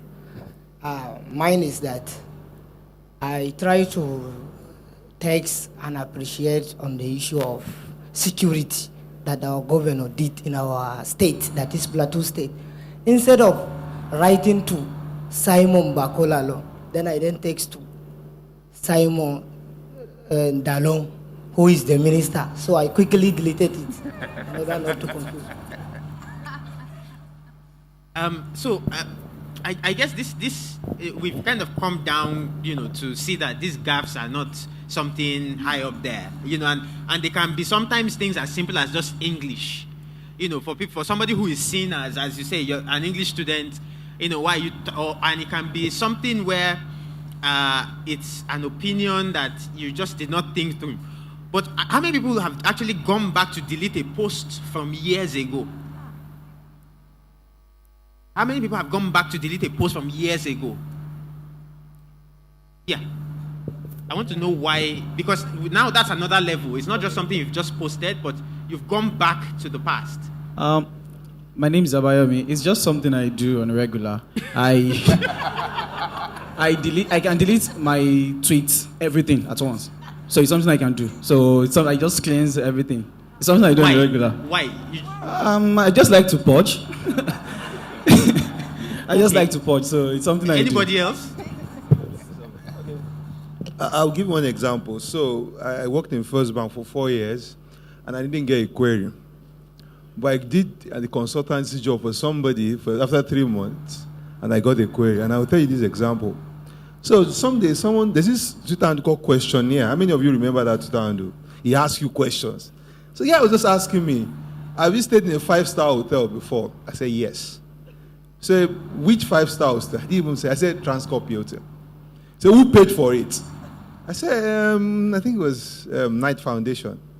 I didn't know the Knight Foundation people were checking their stream of Twitter. Next thing was an email from the organization. That, Sean, what did you just do? That people say, our own foundation money, we're putting you in a 5-star hotel. In my head, I didn't connect what they mean. Like, I say 5, say, but you are showing people outside that we're wasting public funds. So that day really dawned on me a lot about what you say on social media. It's not just social media, it's public media, and it's something that we should take note of. Thank you. So I'll come to Chude. Now, I mean, you do a lot of, well, your company does digital media consulting. And so corporate politics and all that. So I want to, from that point of view of, I guess, having to advise people, I think 2 questions. What would you sort of consider, what's the worst gaffe that you probably have had to deal with? Either committed by a client or even possibly your company, well, not to demarcate yourself or anyway. Right. But what's the worst that you've seen? And then following up on that, just give us sort of your thinking about this whole idea of like it's a social media gaffe. Yeah, Right. What do you think? Well, first, since I'm late, I have a lot of things to say. First, it's a miracle to see you drinking normal water. I thought that you were drinking Villa water. We'll come back to that. We'll come back to that. And also, the second thing I wanted to say is this: why we say you should use Facebook, not Twitter. Since you said I work for some clients, in Facebook everybody is forgiven. You don't need to delete anything. It's a family. Go on Facebook. That's a good point that would actually also come back to Twitter versus Facebook or whatever. Yeah. But I think that the one time, I'm trying to remember an example. I think that many years ago, the functions in Wine Nigeria were split. Somebody was in charge of social media and somebody was in charge of actually, no, there's a more recent example. When of blessed memory, Mayowa, the lady that was, when she passed on, Wine Nigeria has a policy when deaths shouldn't be published until after 3 confirmations down the editorial line. But then we just recently split the social media function from the editorial function. And so, somebody was actually writing a post on the media blog, Wine Nigeria has a media blog, saying media houses waited for about 2 hours before reporting Mayowa's death, and that was a good thing. But then the social media guy trying to break the news quick. So this post was on the back end, still calculating. and social media guy goes and posts that, oh, RIP, Mayowa. And so we thought, well, first and foremost, it's against the policy. Second, we're trying to make a point about responsibility in media. And so there was a cross purpose. So we thought, let's delete this. So we had to delete that tweet and say we were still trying to confirm and all of that. So that's an example. Also shows sometimes how, because of the immediacy of social media, people struggle to create rules that govern news and all of that and opinion, because they both have different imperatives. Web has a different imperative, social media has a different imperative, and sometimes those two can struggle in the newsroom, especially if you're dealing with a youth audience. So that's that. The second question was? So the whole idea so when we started, I talked about Justin Sacco. Has Justin landed yet? Right. The lady who, right, yes. you know, and yes. as kind of starting point. Yeah. Yes. So I just wanted to get your own thoughts about. I think that the Twitter mob is a real problem, and I'm very dismayed of the Twitter mob. Many years ago, somebody was accused of rape on Twitter, and I saw an intelligent young man who confidently said, even if he's innocent, we are right to tweet about his guilt. I don't want to mention the person's name, because the evidence is so strong. And I thought, this is such a deeply dangerous sentiment to express. And the rush to judgment on Twitter and on social media generally is a deeply disturbing trend. Just the Justin lady, for instance, she was apparently being sarcastic. This was a highly evolved woman in a high-paying job who understood, and she couldn't believe that any sane human being would think that she was actually making such an obviously racist statement, you know. And she had family, I think, in South Africa. I think her mom is South African or something. So obviously she was also African, I think, because you know the guy who wrote the guy who got the article, Sam Bidzul of Gawker, eventually met with her, essentially apologized, eventually had his own incident that made him almost commit suicide. And so he eventually came to understand what he had done. So I think that gaffes on, is it gaffes or gaffes? Gaffes. Thank you so much. I think gaffes on social media are highly overblown and highly overrated. I think that it is the human nature to make mistakes. And I think that criminalizing mistakes eventually stops people from being human. So for instance, we say the era of business to business or business to human has changed. Communication online now is human to human. And yet, we penalize corporations when they try to respond as humans. So when a corporation tries to engage, we say, why are you not being professional? When the organization says, okay, I'll get back to you, you say, why are you not being personal? So we create an atmosphere that makes it difficult for people to be people. I think I apply a rule of if somebody makes what I think is a mistake on social media, I give 1 hour before I respond such a mistake, because first, 5 minutes is inadequate to complete the cycle of analysis. So somebody did something wrong, is it acceptable, is it condemnable, etc. I think that it takes a while. Again, it's the nature of the beast. So if you're a communication person or you're a PR person, then you don't spend your time thinking about existential questions like what people mean. You deal with the world as it is.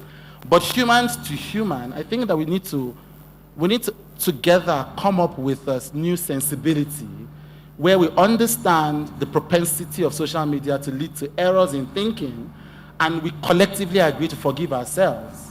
You know, I mean, this is of course one of those highfalutin, like the idea of, it's one of those highfalutin thoughts that we never practice, because how do you get everybody together to agree to forgive ourselves? But if we can get to a place in the culture where we say, look, human beings will make mistakes. People are not necessarily bad people, and sometimes they have the best intentions. Then we can create a safe space or safe spaces for people to have important conversations on social media. That's my thought about it. Thank you. I want to just maybe respond to that with this thought. I think you're right that we may rush to condemnation very fast on social media. But then again, we shouldn't be naive about the fact that we are all now equipped with a megaphone, all of us with a megaphone, to broadcast what we think to the rest of the world. So if we're all shouting, and then one of us chooses to shout something particularly offensive, and everybody else stops and listens for precisely 3 seconds and starts shouting it back at you without processing it, that's to be expected. I think there's a commentator, is it Evgeny Morozov? You guys are the ones who know more about these social media academics. But the one thing I took away from reading someone's reading is that social media amplifies the best and sometimes the worst parts of human nature. It amplifies it. It doesn't shape it. It doesn't diminish it. It doesn't, forgive it. It just amplifies it out there for the rest of the world to now respond to it. So if we're conscious of this fact, that whatever we do in the public space, in the public commons of communications, is going to be amplified and go in directions which are unexpected, then maybe we ourselves will take it upon a personal responsibility to moderate what it is that we put out there, knowing that it's going to really be broadcast to 7 billion people on the planet. But sometimes the problem is sometimes in amplifying, it distorts. So amplification is like magnification. Magnification takes a small speck and makes it a huge mole, so that's just the challenge. And also, Twitter wasn't made for people to pause and think. Like literally the original question, what are you thinking about now? It's not asking you what are you processing in your mind now. It's like the new updates I got from Gmail the other day. Oh, do you want to receive alerts on your email on your desktop? I'm like, no, I want my email to remain in my email so it doesn't control my life. But all of the agenda of social media is not to allow you pause and think. It's allow you think. It's allow you just do without thinking and without pause. So the call, and I think it's a lost battle really, because this is going to be the new normal eventually. But I think we just have to reach a place of mutual understanding where we're able to, because it distorts. So sometimes somebody says something, the person didn't mean it that way. The person was trying to force it into 140 characters. That's the reason why I don't tweet. So I sign out of Twitter on Mondays and I sign back in on Saturdays. If somebody upsets me, the process of logging in to respond to that person, by the time I've logged in, I might decide better about responding to that person. But if you are 24 hours on the platform, it doesn't enable or encourage thought. And that is the problem, in a 24-hour media cycle. So I guess, that point, I like that point about, social media. Twitter was not, it was made as a fleeting, almost ephemeral medium. But now we're coming to it with the judgment that we will come, another question. What before social media, what was the worst gaffe that you could, as a normal human being, commit? I want us to think about how difficult it would have been. Like, even if you I want to commit a gaffe, what could you have possibly done? Short of taking a gun into NTA, or FRCN and taking over the station to broadcast something, or you know what I mean? Just think about how difficult. I think about it, and I always use this example. Okay, we all know where we were when Abacha died, or when the news came that Abacha died. Yeah, we all knew where we were. Yeah, and of course, none of us at that point, when we heard the news, none of us picked up a phone and typed something, because it just was not possible. You know what I mean? So it was. We're coming from an age where it was almost impossible for ordinary human beings like us to gaffe.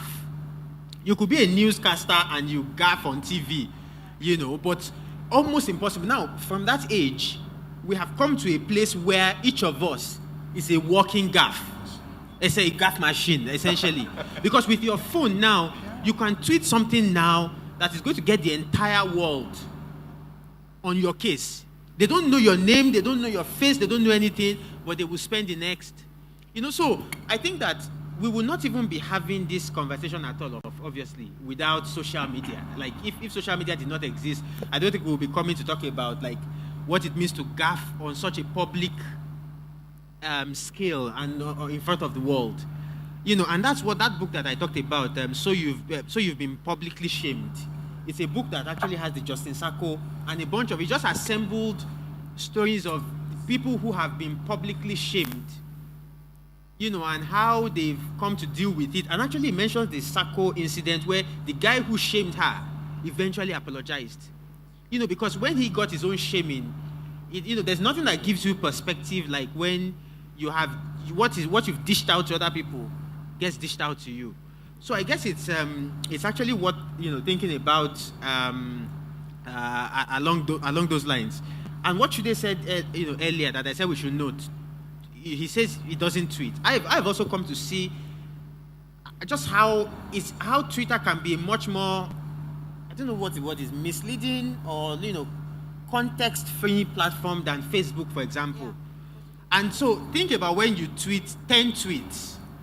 Now, the chances that the chance that anybody will see all 10 tweets is tiny, is very little. People are going to more likely see one or two of those tweets. Even when the tweet obviously continues into a second sentence, I think we're just not wired to see things that way. Facebook, on the other hand, all those 10 tweets will be one post.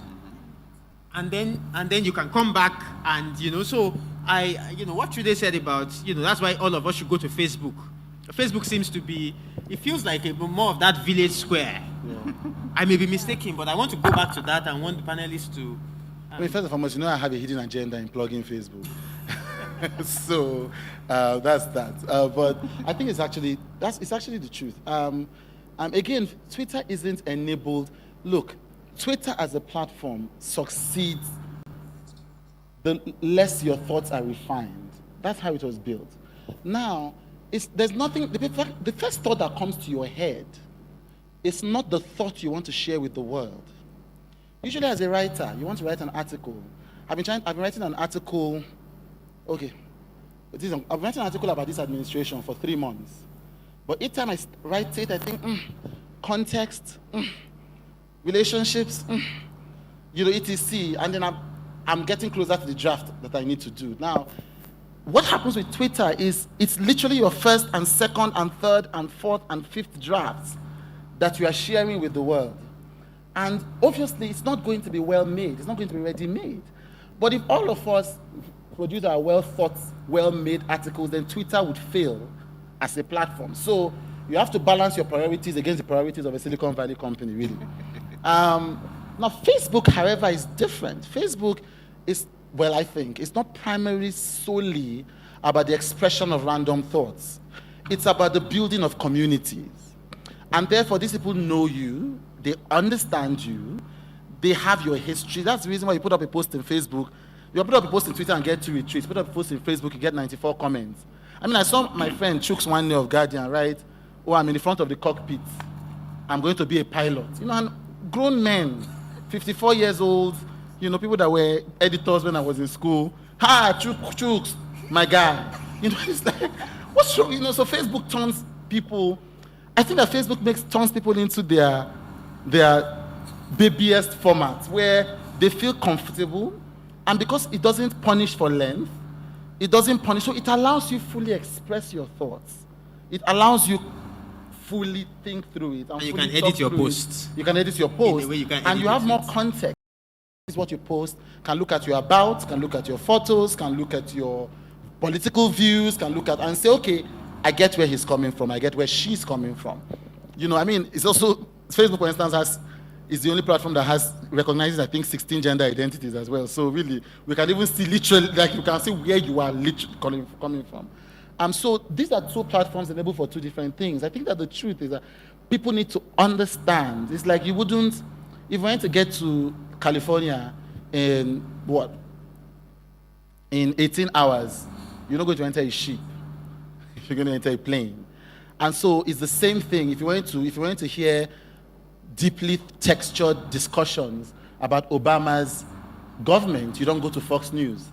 So it's the same way that you should think about these platforms as different media and think, where do I want to go for my unvarnished thoughts? Where do I want to go for my fully formed thoughts? Where do I want to build a community? Where do I want to go if a picture tells a better story? I think that, again, as we evolve as a connected generation, we will begin to see these platforms for what they truly are. Some of them are home.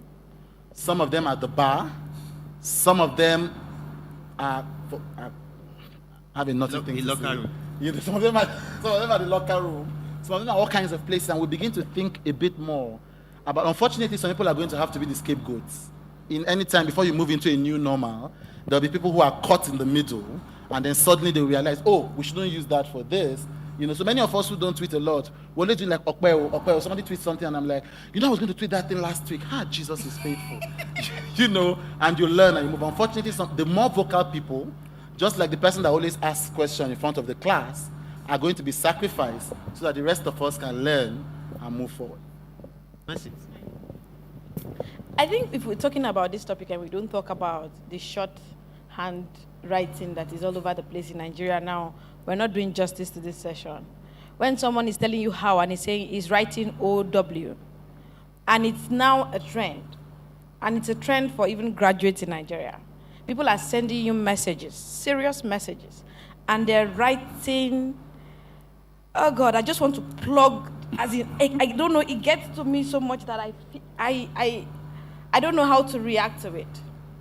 So again, before we move on to Facebook and Twitter, we need to address that.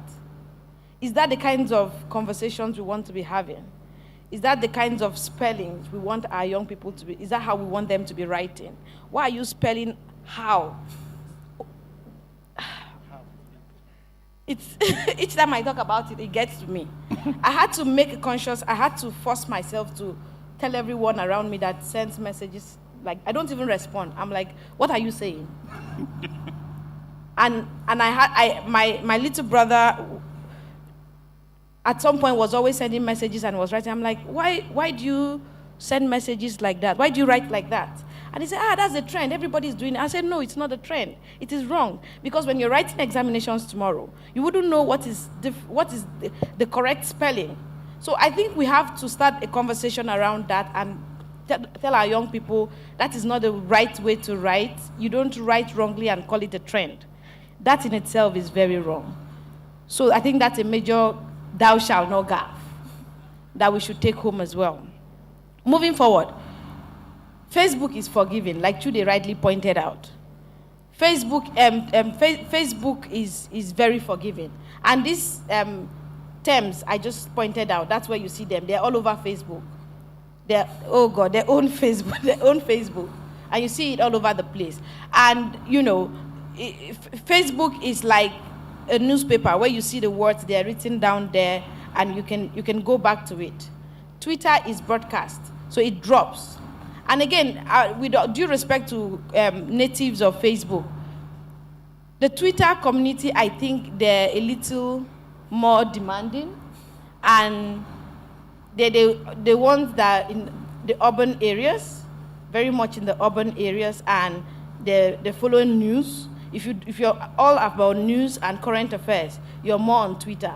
So the Facebook community is, who gave birth last month? What's happening? Oh, I'm bare. My friend just had a baby. Look at the child's face, looking like the father more than the mother. That's the kind of conversation that really goes on, and sort of looking at those people that you grew up together, and my friend called it a gossiping platform. I don't know, but So that's how you understand the reaction that you get. It's a community where everybody, wants to say hello, how are you doing? And Twitter is uptight, and because of that, I think some people are even scared of joining that community because they feel they'll be bullied out. But when you post a tweet and you've been background once, you will not you will not spell wrongly again on Twitter. So Twitter will teach you. Sorry, I had to use background because I hope some of us understand. Sort of, if you write in bad English, they just write background at the tweet. I think that, I don't know what that means. I don't know who invented it. I don't know if it's correct, but I had to use it. So it's you get to learn and you improve. And I'm sure that most of us have learned. Live whatever alone. At some point became the norm. Leave, but some people had to call it out. Some of these spellings, So for the Twitter community, it's an educative community that teaches you how to write, and they don't spare you, which is also a good thing. So if you want to really get you want to properly communicate, Twitter is not a bad idea. Twitter, because Facebook, nobody tells you, this English is badly written. I really don't see that there. I don't know why they do that, but You know, it's a forgiving community. Maybe that's what happens there. But we need to really tell our young people to stop writing in shorthand. That is not even shorthand. It's bad English. Well, we have to close, but is that perhaps why, we've talked a lot, we've focused a lot, I know, to maybe not fairly on Facebook, Twitter, but is that perhaps why platforms like Snapchat, are so popular now, where, you tweet and after 24 hours, it's gone. Instagram stories as well, it vanishes, you can't save it. Snapchat, many people know that if you attempt to munch or screenshot on Snapchat, the person gets a notification that you have, a friend of mine didn't know, and so, he got one or two people to block him when he attempted to munch their snap. So is that perhaps why, do you think that would, these difficulties we've talked about, seeing this Twitter mob that Chude talked about, seeing it, I've not heard of Snapchat mobs. I've not even heard of mobs on Facebook, in that sense. So do you think that this is just going to push people towards that kind of, how can I post something and then it will be deleted? I want something that will be deletable, that can vanish, that people cannot save. Do you think that, is that the future? And is that maybe why Snapchat is so much more popular than, say, Twitter or anything else now? I think you're right. Andy Warhol, the artist, said one day, I think he was quite prescient, he could see the future. He said, one day everybody's going to have a chance to have their 15 minutes of fame. Now, social media allows us way more than 15 minutes. Some of us really wish it was just 5 seconds, right? When we do our gaffes on social media. So Snapchat, I think, is a response to and who's using Snapchat? Probably people under the age of 18, mostly. I've got 2 nieces who live in the US, and that's their world. Snapchat and WhatsApp, because they can control who they are on WhatsApp. But that's where they live. Twitter for them, Facebook, forget about it. Facebook is so ancient, it's about as old as their grandparents, right? Snapchat is the place to be, because I think the vain nature in our egos, all of us as human beings, still want to live a very public, private life.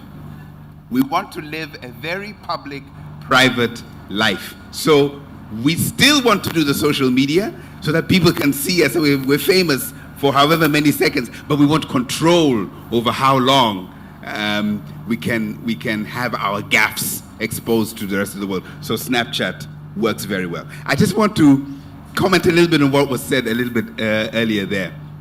I tend to be a little bit more relaxed about the language on that's being used on Twitter and on Facebook, the shorthand, whatever it is. If you think about it, those of us who claim to be practicing good English, we use words such as, can you go Google something? Is Google really a verb? Google is not a verb. That's not proper English. I bet you the Queen doesn't use Google if we're saying, you see, you disagree. Very good. I like when we have disagreement here. So, but there is a whole evolution. How many of us enjoy some really good rap music? Or even the fantastic rhythms of modern Nigerian music? And the text and the words and the lyrics. Is that good English? Is that good Yoruba? Is that good Igbo? No! It is the language, it is an urban language. It is the language of the net. It is an additional way for us to express ourselves. And I think we shouldn't fault too much. I'm a bit more relaxed than you, Mercy.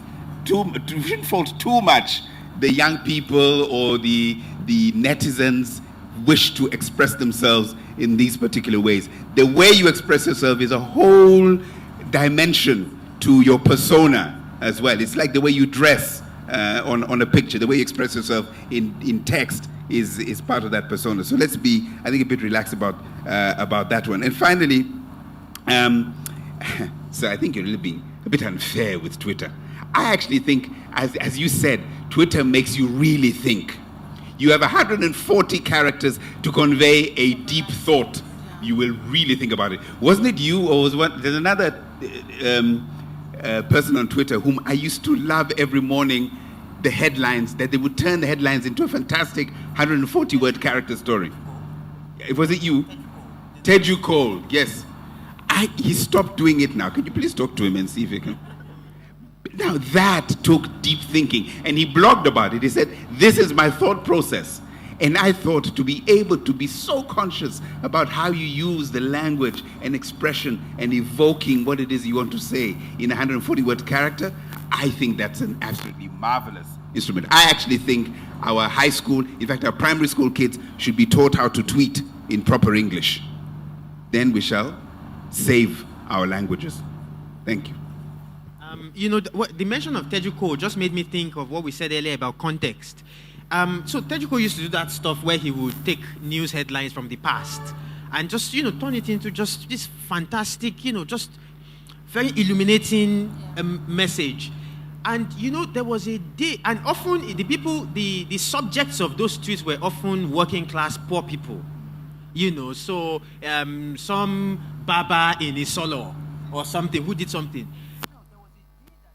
Got into trouble when he tweeted using the Dana 2012, when the Dana plane crash happened. And Twitter, last Nigerian. But that's Kiss Dana Darego. It's gone. We've lost that battle. But my rule is, I've gone around the world. I've never seen a person who died from an apology. Apologize. We've been hearing a lot of that. But of course, a very big thank you to them. And you guys are really the true MVPs. You've settled in. It's been a great session. I don't think I heard any phone ring. And I was looking for somebody who's going to start doing some singing and dancing for us. But nobody's phone rang, and everybody's had a great time. And the tweets have really been coming in as well. So later on in the afternoon, we have case studies that we'll be looking at and 2 breakout sessions. We really don't hope to take too much time with those. But right now, we are going for lunch. I hope you have gotten your ticket. If you have not been given a ticket, please see one of the ushers and they will hand you a meal ticket, which will be collected when you get inside at the next place. We will do this in... Yemi, 45 minutes? How many minutes lunch?